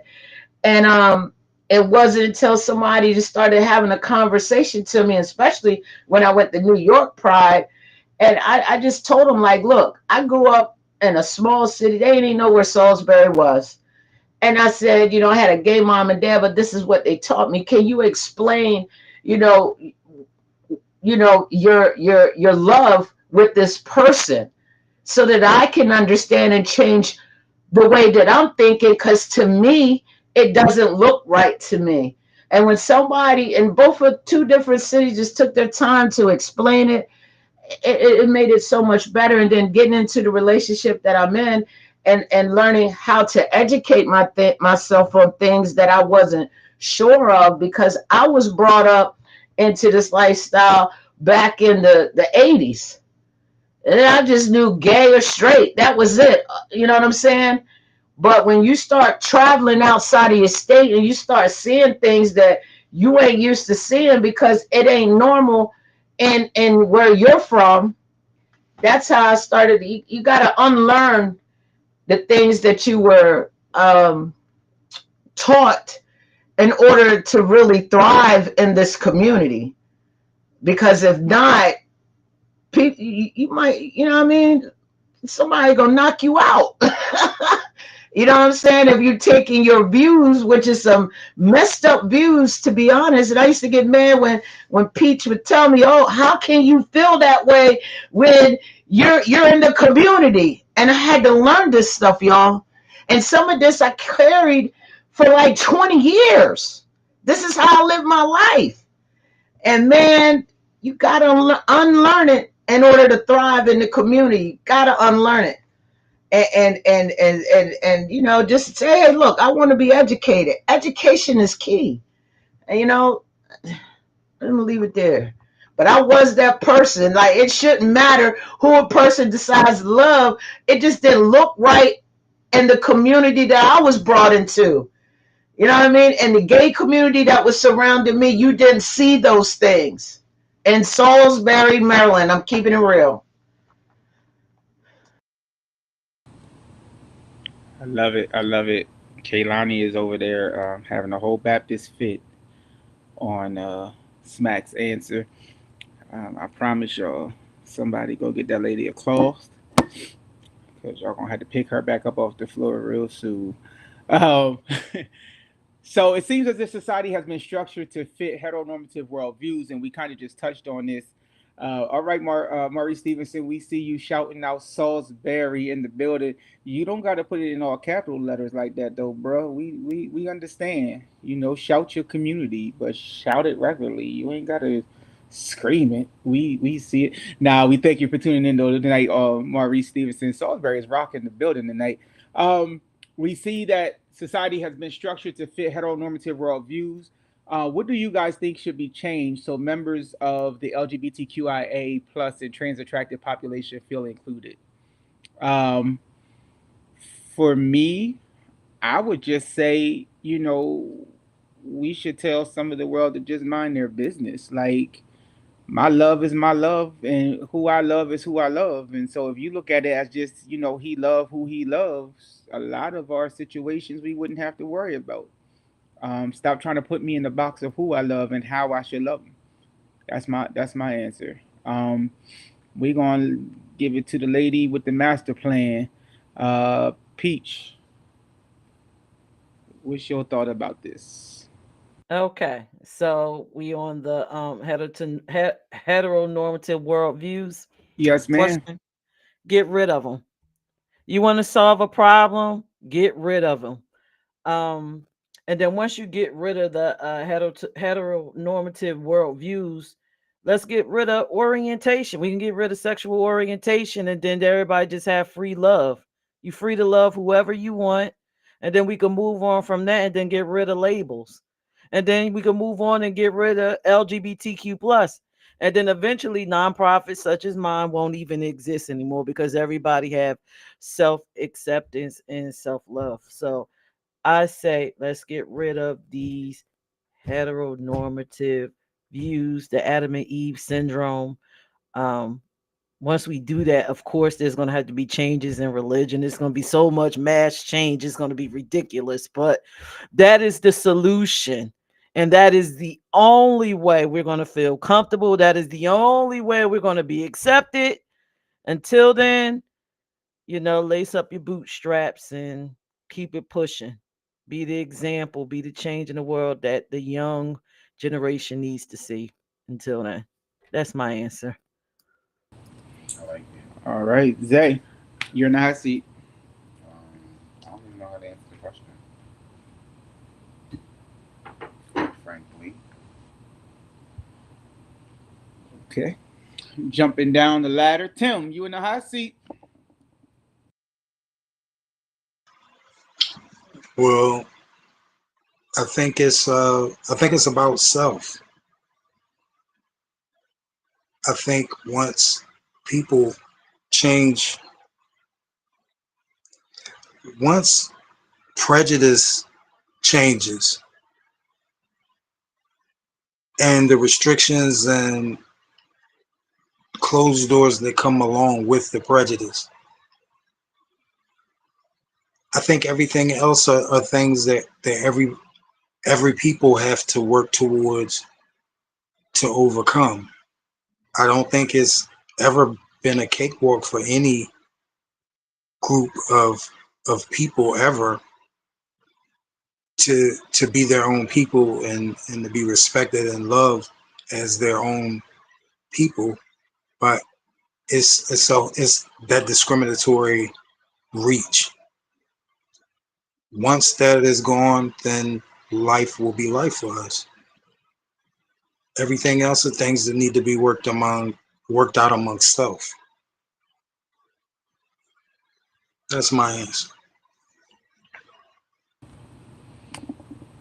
Tim, I like your shortness tonight. You done got fresh to death on us and came on here and now, you concluding it with that's my Yeah, you got jokes tonight. You got that's jokes tonight, Pastor. that's my answer. I'm sticking to it. It is so. Smack, what you got for us in the hot seat? I'm gonna come from an advocate slash activist, a little bit of both.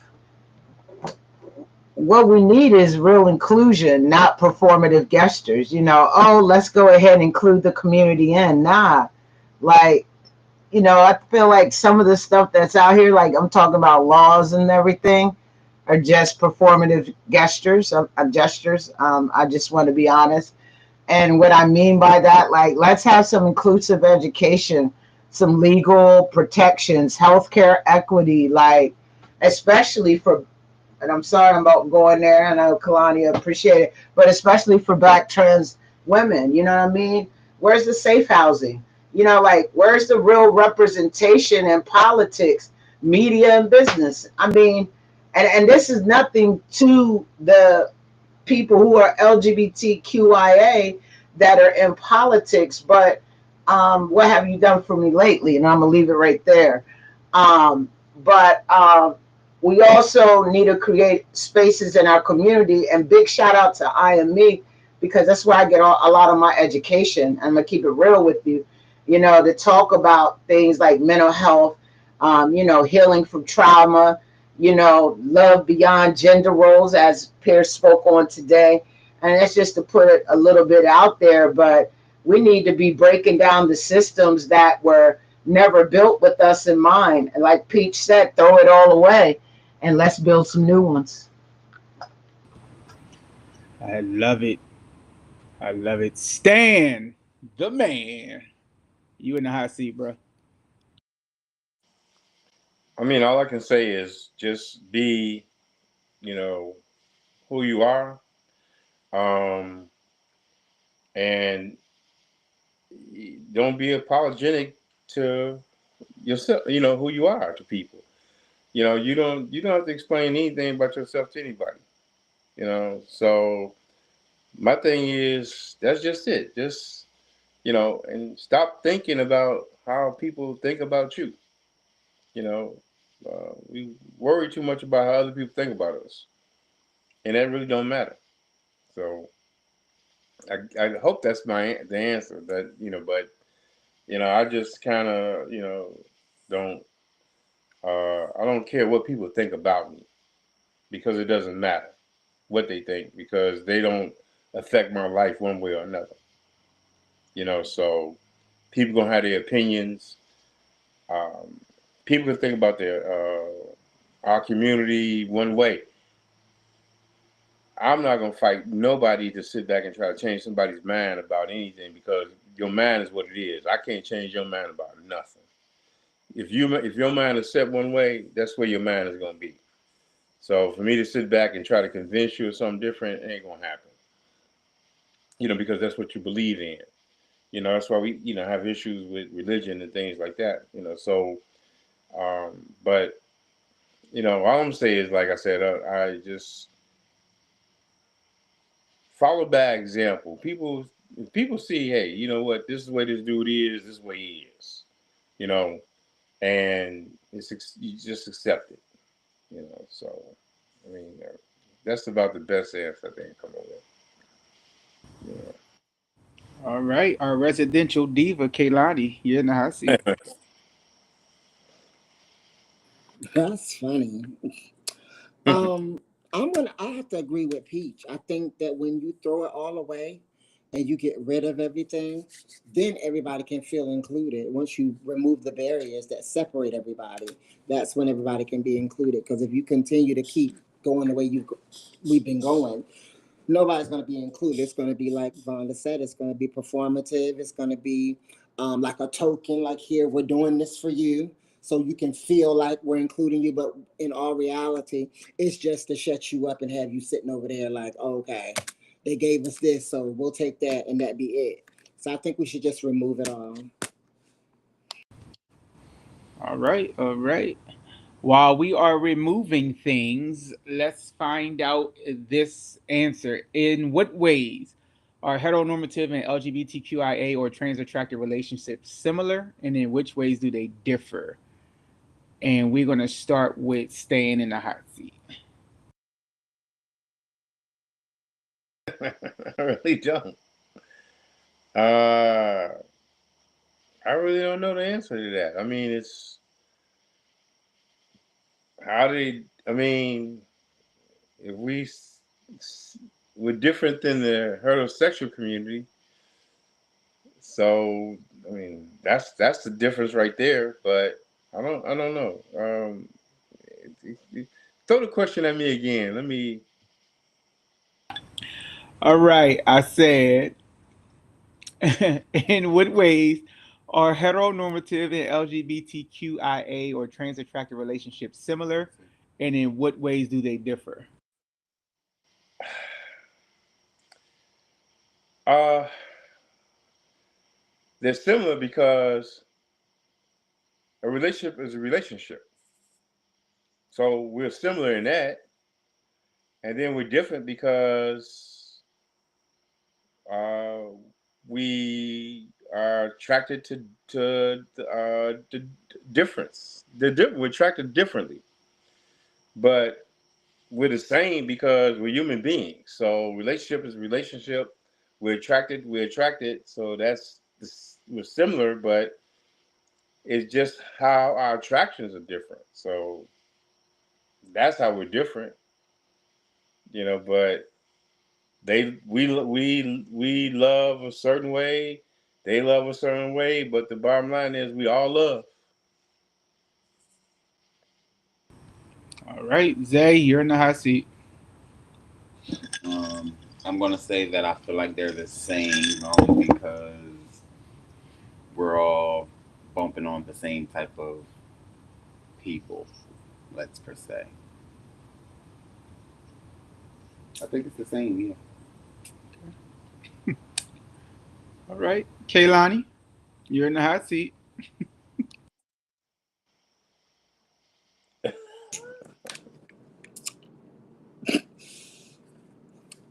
Okay, sorry.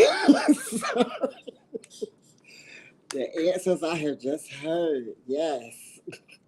Um, yeah, I'm a pass. I'm a pass. on this. I'm gonna use my pass for the night. I'm gonna pass on this one. I'm screaming. Tim, you and I. So I think they're similar in the sense of why they're similar in the sense of two people desiring companionship and wanting to be together. But the one thing that I always hated, and the one thing that always stirred a relationship wrong when I was dating men, was they would have heterosexual girlfriends that they would talk to about everything in our relationship. And heterosexual women give gay men bad advice because the advice that they give them is advice on how they handle a heterosexual man, which we are not. And there are differences in our unions. There are differences in same-sex unions that set them aside from heterosexual unions. So the reasons that we're together are all the same: heterosexual, homosexual. But what our relationships consist of is different. So I think that's what the differences set us apart from them. And it's not healthy to try to force a heterosexual situation in a homosexual relationship. Those are my thoughts and beliefs. That's my answer. Miss Peach. I love these answers, especially Kalani's. Okay. So how are we the same? Basically, emotion wise, we all want love, stability. Some of us want family. Some of us want jump offs. And I'm just going to go a little bit further. Is a thing called, well, a term called hetero flexible people. You want the community, so we have that in common too. You like to indulge in the community for a night, a day, but then you want to go home to your heterosexual wife, husband, or whomever you got. So we have that in common too. Where what's different about us? Well, we just love a little bit different. The person on the side of us may look like us. We might have the same genitalia. Sometimes in our community we don't. You know, but that's mostly the difference. It's really not too much difference because, oh God, I don't even want to say this to the heterosexual people. If this doesn't apply to you, um, some of y'all are actually into us. Let's just not even play a game, right? Y'all are into us. So there's really not too much of a difference. Y'all just like to have that representative in the church, in the public, in the social spaces. But Can you say that line one more time? I don't think the people heard. yes, so it's not too much of a difference. It's not. To be honest, I think maybe only 30% of the population is actually straight, straight as an Right. arrow. The rest of them be showing up at my job at 2:30 in the morning trying to take me home. Or they at, But that's my answer. or they at AIM trying to get a word. Smack. I mean, she just said it all. There ain't nothing to say. I pass. She said it all. She spoke for the whole panel. Chill. I love it. I love it. she Yes. she definitely did speak for the whole panel. She took my answer completely. Peach, when we discussed tonight's show, what you didn't tell me is that you and Smack was going to steal my stuff. And so for now on, I ain't sending no answers to y'all again. Now, y'all hot tonight. Y'all hot tonight. I am loving this show tonight. We're gonna get a lot of feedback tonight. Y'all already got us kicked off the earth when we did the map show. And then y'all talked about the Save Folk last week. And yeah. All right. Yeah, that map show was something. Y'all keep playing, they gonna ban us. Um you know Trump be looking for ways to ban us, folk. Um do you notice any traditional gender roles or heteronormative expectations in your relationship? We gonna start with the two that make us all get paid. Peach and Smack. Uh-huh. This is your question. Because I'm still a work in progress. I'm gonna say sometimes they creep in because I'll raise my voice and be like, "What did I say?" And then I have to remind because I don't want that big hand come across. It's like I'm playing, y'all. Nah, for real though. I'm playing, baby. Nah, but for real though, sometimes I'm very transparent and I'm gonna be honest. Sometimes, and I've explained to y'all the panel and I've explained to viewers, I had to unlearn some things and I'm still a work in progress. So I'm gonna say, yeah, sometimes, that stuff do creep in, we carry old patterns.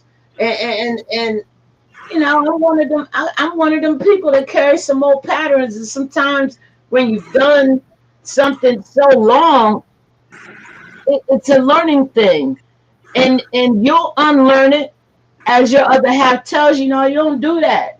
You're not gonna talk to me like that, or nah, you know what I mean? So I respect it. Um, we're two women, period, and we have to balance each other. You know what I'm saying? There has to be a balance, and I'm glad that she's patient with me. Um, you know, you know, we base our roles. I don't know, and this is real. We base our roles in our relationship. It's not off of gender. It's off of the strength. The nigga, I'm All right. So I think she pretty much said it, but she's not really elaborating on her. Um, Vonda is very traditional. I think it's because, again, like she said, her upbringing, not so much her gay mom and dad, but a lot of times she will always reference her dad. Like he was her idol. And I guess her that's what she wanted to base her masculinity on, the way she saw her dad. So it would be like one time, oh, she was sitting in that on my island. I have a long island in my kitchen, and I made dinner. I got a plate and I sat down to eat, and I was just wondering what the fuck is going on. Why is she still sitting there? And I asked, and she was like, "Oh, you ain't gonna make me a plate?" And I'm like, "Well, what's wrong with your legs? What's wrong with your hands? You can get a plate, That you was the know." first check. Yo, I have not done that since. Right. And so I knew at that moment I have to break some things because for me, and this just comes from my upbringing, I lived in a traditional household and I did not like how my grandmother was treated. And me being a modern woman, I didn't want it for myself. So I had to get with her on several things that I saw that was too traditional for me. Um, the clothing thing, and this is gonna make y'all laugh. She had expectations of me looking like Beyonce every day, hair, nails, and all of these things. And see, because I'm combative, see, that's probably unfeminine. I decided to wear t-shirts and stuff because you're gonna get used to whatever I decide to give until we can get this together. And yes, she would try to raise her voice. And for me, again, we're two females. I mean, my mind is not trapped like that. When she would jump, I'm jumping too. We jumping together. You go to yelling, I'm going to yell. We gonna match the same energy until we can get this together. Our relationship wasn't, everybody admires it, But in the beginning, it used to be a little rocky. Because again, Vonda would do a lot of masculine centered things and expected me to have a traditional grandma, big mama role, and I wasn't having it. She signed up for Big Mama and she got Medea. Yo, you got come on. You gonna hold on? You better come with some phrases after I've changed. I had to unlearn some things, right? Yes, you have learned a lot of different things. And kudos to you. But yes, to answer the question, I do see a lot of heteronormative behaviors in our relationships. And it's just not even the behaviors, it's also her mindset, which goes back to a spiritual thing. I believe this girl is a man trapped in a female body. She has her brain thinks she she thinks like a guy. I don't even see where the feminine where's the feminine part at? Only time I see it is when she's in pain or something like that. Everything else is masculine. Peirrce. Peirrce. I grew up Yes. with Vonda. I grew up with Vonda. There was no feminine part. That's what Vonda since we were kids. T-shirt, blue jeans, baseball cap. That's Now it. y'all, now y'all know I love Vonda. Not too much on Vonda now. Not too much. All But right. yes, Thank you. that well, Kehlani, I'm I about to hope say I the same thing. I'm answered about the to say now. Wait a question. minute, pull her from under that bus because y'all keep riding right over. We ain't riding over Vonda. Vonda knows this is the truth. This is the That, truth, and this the this truth is shall this set has you been free. Vonda. This has been Vonda our whole life. I've Yes. Yeah. never. The one time I saw Vonda in a dress, when I finally stopped laughing, Vonda looked so uncomfortable, like somebody like you be on Nickelodeon and somebody pours a bucket of slime all over. It just looked like the Yeah, dress it's hurt. It looked like a like the stiff dress hurt. look. Yeah, Yes. it looked like the dress hurt her skin. So yeah, And I then mean, that's it's the always been truth. Vonda. Yeah, and another thing, her ego is masculine. She just fit in with all. She just fit in with all the guys. Yes, her She ego had is very she had masculine. female friends, and everybody accepted Vonda. You know what I'm saying? Nobody looked at it like, Vonda never wear a dress or Vonda always got that damn cap on. Nobody. That was just Vonda, Yeah, and that was just Vonda. it's more than her clothes. Her ego is like a male's. Yes. Um, she is the type that she wants you to check in with her like a male when you go to make decisions. You have to run it by Vonda first, or it's just the end of the day. But No, that's how we were You raised. gotta run That's it how we by were her. raised. And I'm like, Kalani, help me out, cause let me just say, this Yeah, babes, ain't it's hold the the on, 1920s. It's hold the on. area. It's the area. Cause my grandfather was like that with my grandmom. And Just like you said, Peach, you had a different approach to it because you were like, you saw how she was treated and you didn't like how she was treated. I loved how my grandfather treated my grandmother. And so I kind of went the other way and was like, oh yeah, I need a man like that. So I think it's the area. Back in the day, the men were just, they were very controlling, Vonda. They oh, were very controlling. Very controlling. in my defense, let me get into it. I gotta get my defense in. Uh-huh. Is I just like to know where I'm protective, and she knows that. Very protective. Dre, don't be laughing at me. I am very protective, and I just when she gets off work, if I don't like, I'll go crazy if I don't hear from her to know that she's okay. That's just who I am, and I am working on it. How about today? I didn't call you. I didn't text you. Hey, I tell them where I tell you I'm at when you ask me. minded my business. Or where else am I at? I I, tell you I'm in hell. You oh want to come and join me? yeah, yeah, Come on, yeah. Pete. I saw this going. Yeah, Come on, Pete. I mean, I'm trying to change that, but to be honest, I think that that is a family thing because I check in with my mother like that. I don't mind that piece. You It's know, it's the decision piece.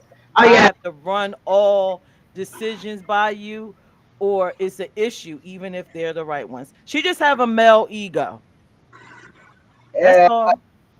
I was Even if girl. it's He challenged, just want to make sure y'all on the same page with the no, decisions. That's she all. has a male ego. If you she doesn't like to be challenged, and that's even with outsiders. It's just like a male. You know, if you try to challenge your grandfather, he fly off the handle. Well, that's her.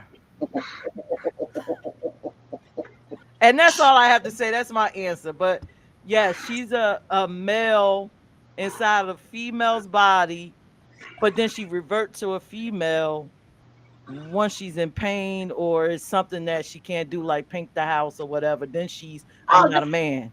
hold on, hold But on. every other time she's a man. No, no, no. Hold on. I don't never say I'm no man. I don't do no painting, and I ain't painting no. If I know I can't paint, I'd rather go pay somebody who's a professional to come and do that. Why would I go paint and mess up the border, the trim, and have paint everywhere? I'm not. That's not me. I ain't getting And up see, on ladder. and a woman will go look it up and try to paint with the woman. But see, that's the man right there. I'll go pay somebody or find a buddy to do it. You know what I That's mean? the man. Odds right here. Take your show back. But that's the Kehlani, man. we're gonna go ahead and throw you in this hot seat because it's too hot for me. I'm going to opt out. You used your one pass I'm not already. stepping. I'm not stepping up. Y'all got it. Come on, Jose. Tim, Could you repeat the question? do you notice any traditional gender roles or heteronormative expectations in your relationship? Well, yeah, they expect me to be a straight man. And I mean, that's not what I am. Like, I don't understand why everybody is so hung up on us being them when we're not them. Everything that applies to them doesn't apply to us. Like, it just, I don't know. I guess it's a mindset. It's a very traditional mindset. Like Vonda was saying, I'm the same way. Like, my younger siblings have shied away from me as an adult because I had to be an adult so early. So I'm used to protecting. I'm used to needing to know where you're at. I'm used to needing to know that you're safe. I'm used to having to take $30 and feed 4 people for a week. And once you're raised that way, and those are the responsibilities that are put on you, and that's the mindset that you have to be in all the time, when you get into relationships, that's your way. That's normally how you are. And it's not a matter of control, it's a matter of comfort and safety. When people are your responsibility, you want to know where they're at. It's not a control issue, it's not a domination issue. It's your comfort zone when you are the last resort or the main resort for all of these people that are relying on you. And it's something that until you realize that that's how you are, you don't go through the process of unlearning how to be that way. So some of us are used to calling in the middle of the day just to see if you're okay, asking where you're at. It's not a, I don't trust you, what are you up to, where you at. It's just give me a little relief to let me know you're okay so I can go ahead with the rest of my day because you just crossed my mind. I'm just calling to make sure you're okay. that's bred in some people to do that because that's what they've always had to do. And it'll take sometimes someone that you're dealing with to, this is one of the reasons why communication is very important, for someone to be able to sit down and tell me how they feel and how my actions affect them. That's why communication is of the utmost importance to me.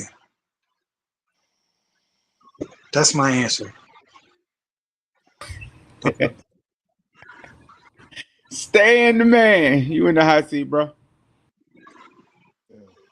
There's a lot going on. Give me the question one more time so I can kind of. Do you notice any traditional gender roles or heteronormative expectations in your relationships?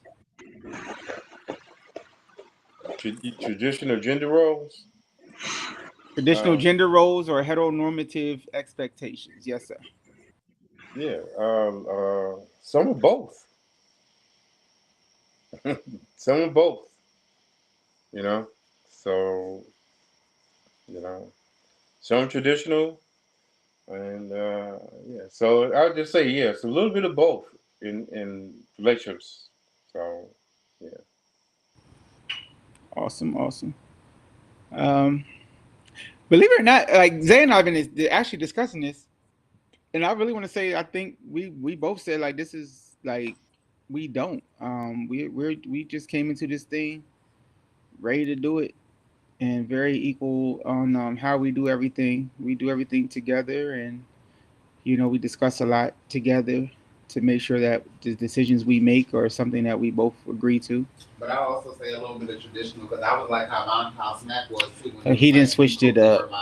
Oh yeah, he was like Smack. When I cook, he thought like where my plate. Like I didn't just sit in that kitchen and cook, and he ain't got 2 feet to get up off that ass and come get his own damn plate. He was like that. He was like that.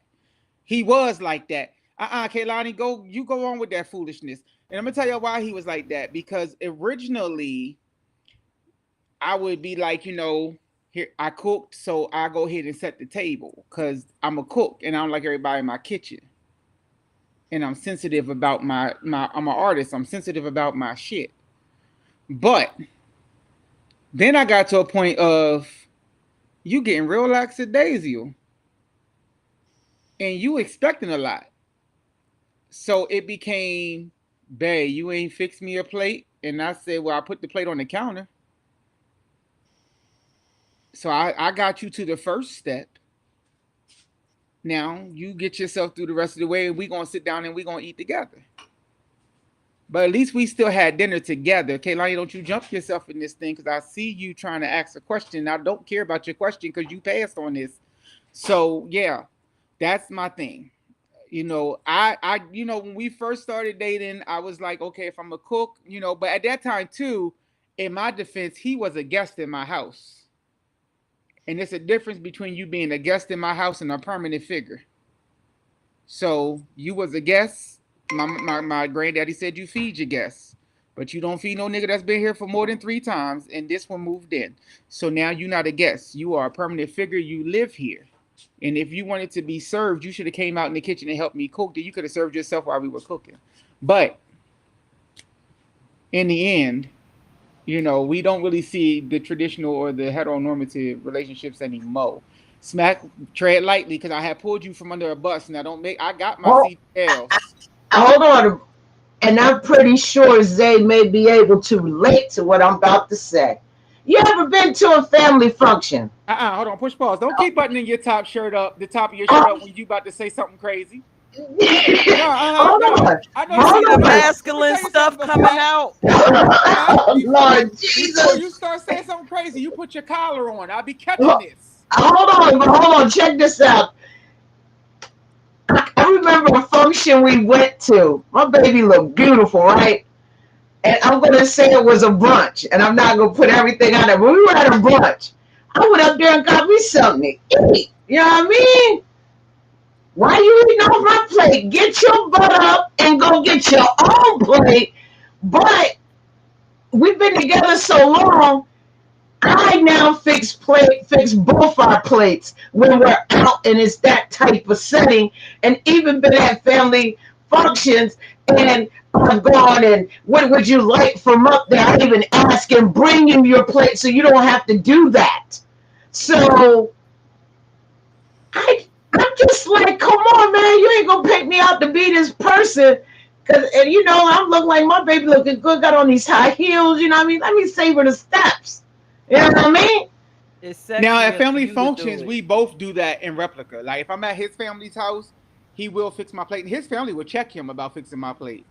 But She's we And done it once for me, once. yeah, we Once in all of these years. we went to the family function and everybody, was making their plates, and I'm just sitting in the room just waiting for a plate.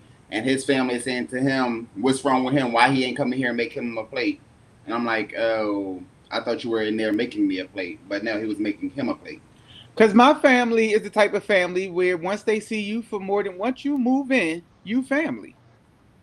Like my Right. family don't Your call him family. Dre's friend. My family says that's Xavier.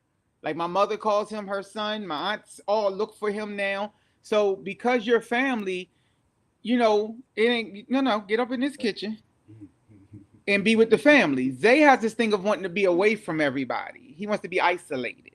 We don't have islands in my family functions. So at his family function, his grandmom is a little more old school. So she'll say, Xavier, make sure you fix your man a plate. But my family is more like, okay, you family, get up and go get your plate, or we gonna all eat in your face while you sit there and nurse that beer you've been nursing for 2 hours. But it don't take me no 2 hours for a beer though. Just to let y'all know. But I'm just saying, you know what I mean? Like, But I feel you, Vonda. We're not gonna keep you under the bus. We yeah. rolled the bus back a little bit so you can get up. I checked you out. We I getting was there. trying. I was trying. I wasn't gonna let them put you on a stretcher. I seen you getting. I caught you. All right. Last question of the night. It's been. It is. Is it ideal to include heterosexual frame of minds in the LGBTQIA plus or in trans attracted relationship? And if it is, which ways do you think it is? I'm just gonna say no, no to the no, no, no, and I'm gonna pass this thing to Kaylani.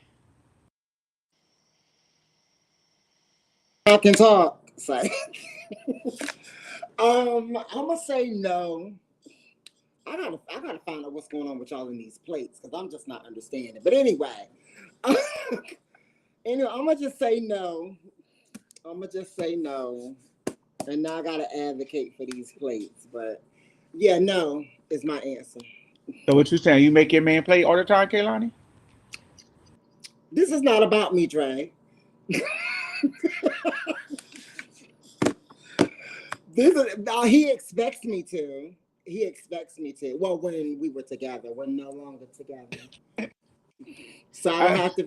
I'm not obligated to fix any plates now. Okay, I'm just saying. Zay was asking the question. I was just putting it Oh, out there. do I make his plate when we were together? Did I make his plate all the time? Most of the time, when I went to like family functions, they're like looking around, like you fixing his plate, you getting his food, like what's up? But I just naturally do that because I saw my grandmother do that. So, Okay. but I'm just trying to figure out you left an empty plate on the counter and told the boy to fix his own plate. I mean, it's a clean plate. It's on the counter. But it was empty. It was an empty plate. Where it was at. But he's not doing nothing with his time, boo. Not a started plate. But he wasn't doing nothing with his time. I wanted him to come in the kitchen and help me cook because both of us can throw down in the kitchen. Oh, you was mad. I wasn't even mad because one thing about me, I won't get mad because the kitchen is my domain of peace. That's where I go to clear my mind. My mouth was watering, y'all. I seen everybody getting a plate eating. I'm like, damn. Yeah, like I'm the kitchen's where I clear my head. I'm with Zay, but I gotta say this: if I'm downstairs, she's upstairs, and we both don't work, babe, you need me bring you a plate up. Even if we both upstairs, I will go down and make a plate. But that's just who I am. Right. But now if I do breakfast, I'll do breakfast in bed. Like I'll do breakfast in bed and bring it up, but he don't let me have that much time to cook and then dinner, lunch. I don't care what it is. You ordered your food from Red Door. I mean, you know what I'm saying, DoorDash, and it's at the door. I'm going down getting it for you. Is that being mailed center? Do I need to follow back from that, y'all? I'm asking the panel. No, this No, but see that breakfast stuff, that breakfast in bed stuff, that it be hidden stuff behind that. Y'all want us to stay in bed. No. Look, I do breakfast. Y'all want us to be there. If I do breakfast in bed, it's because I got out the bed to cook, and I'm gonna bring it to you so you can stay in the bed and eat. Right. Then I'm getting back in the bed Because I don't want you to eat have to with get up you. and get dressed. Get up and God get dressed forbid for you gotta what? get dressed.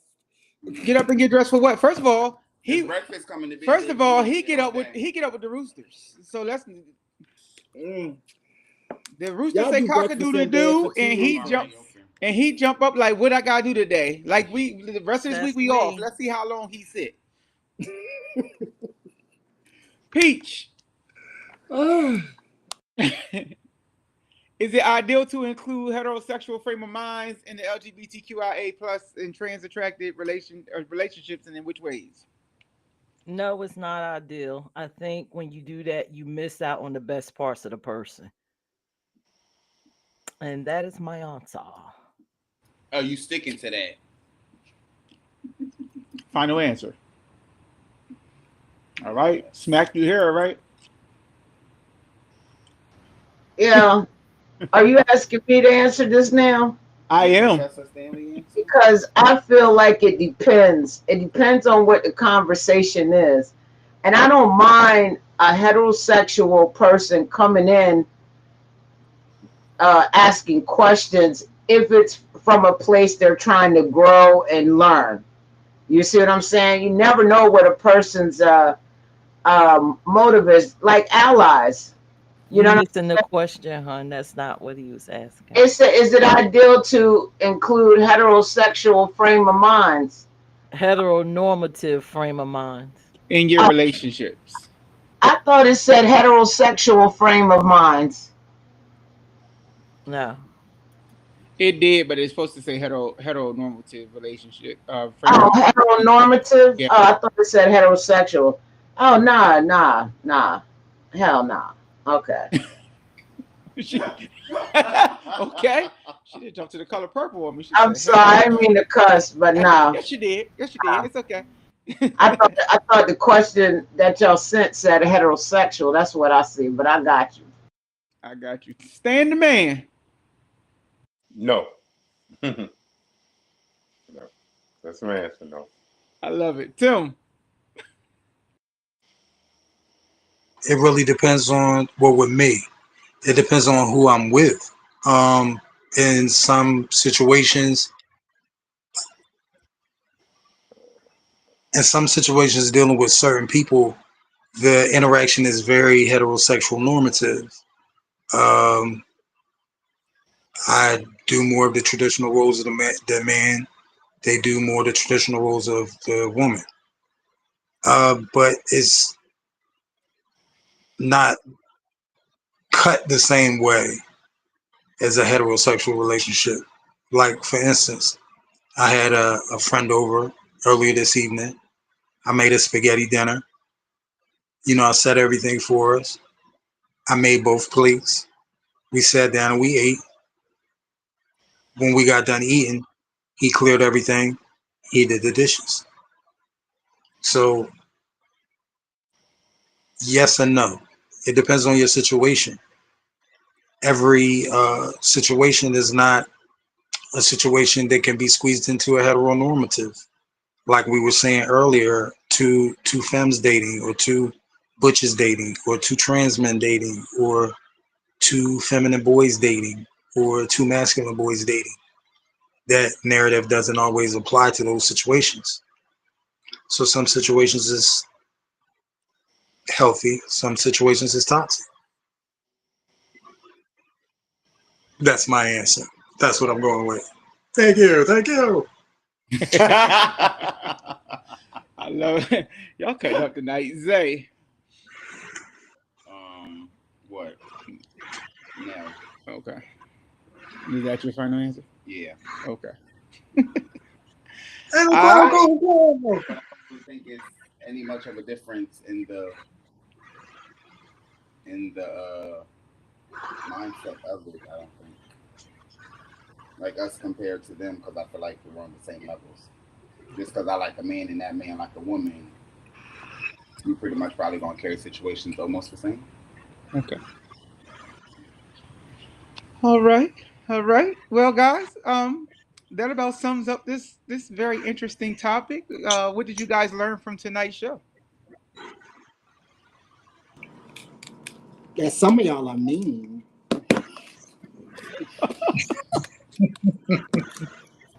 That I feel like I've worked on a lot in my life, and to hear my other half says I still have this heteronormative thought process kind of bit a little bit. So I'll be doing some more reflecting. I'm trying to change that ish.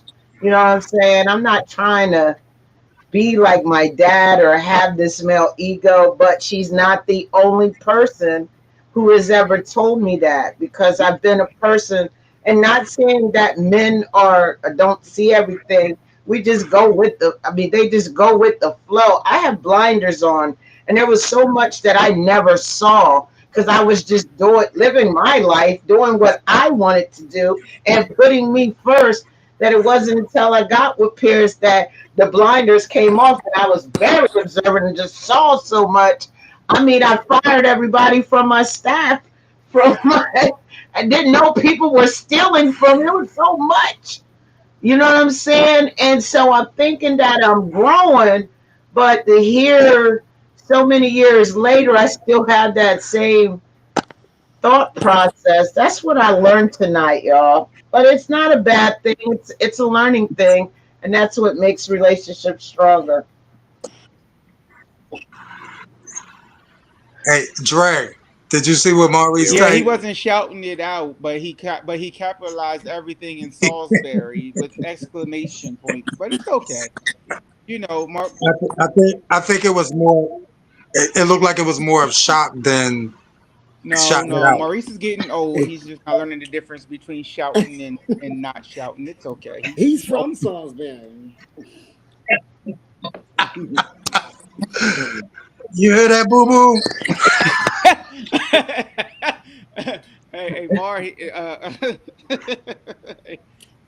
Don't do He that. gonna get me for hey, that one. Mar, he throwing your childhood name out there. Y'all ain't even leave Maurice alone. I'm picking up for him. Leave him alone. But y'all learned a lot tonight, especially, I mean, I was very transparent, on my upbringing, and I carried a lot of heteronormative, ways. And I feel like I'm almost new to the community because I had to unlearn some behaviors and unlearn them quick. You know what I mean? Here's to tell you, I just live my life, man. I'm in there. I'm rocking. I go into straight clubs and chill. And I really feel like in Delaware, I was bringing the communities into the. I'm like, yeah, come on to my parties was for everybody, not just for gay people. It was for everybody because everybody accepted me for me. Or bring them back because I need a good party right now. I'm Hey, do party. Nadia, I'm done. why you up there looking like Lisa Lopez right now? I learned that me and Stan have more in common than what I initially thought. we, Mm, that's so interesting. it's like a I funny way realized of that. thinking. I realized that last week. I realized that last week that me and Stan had a whole lot in common that I never paid Wow. attention to.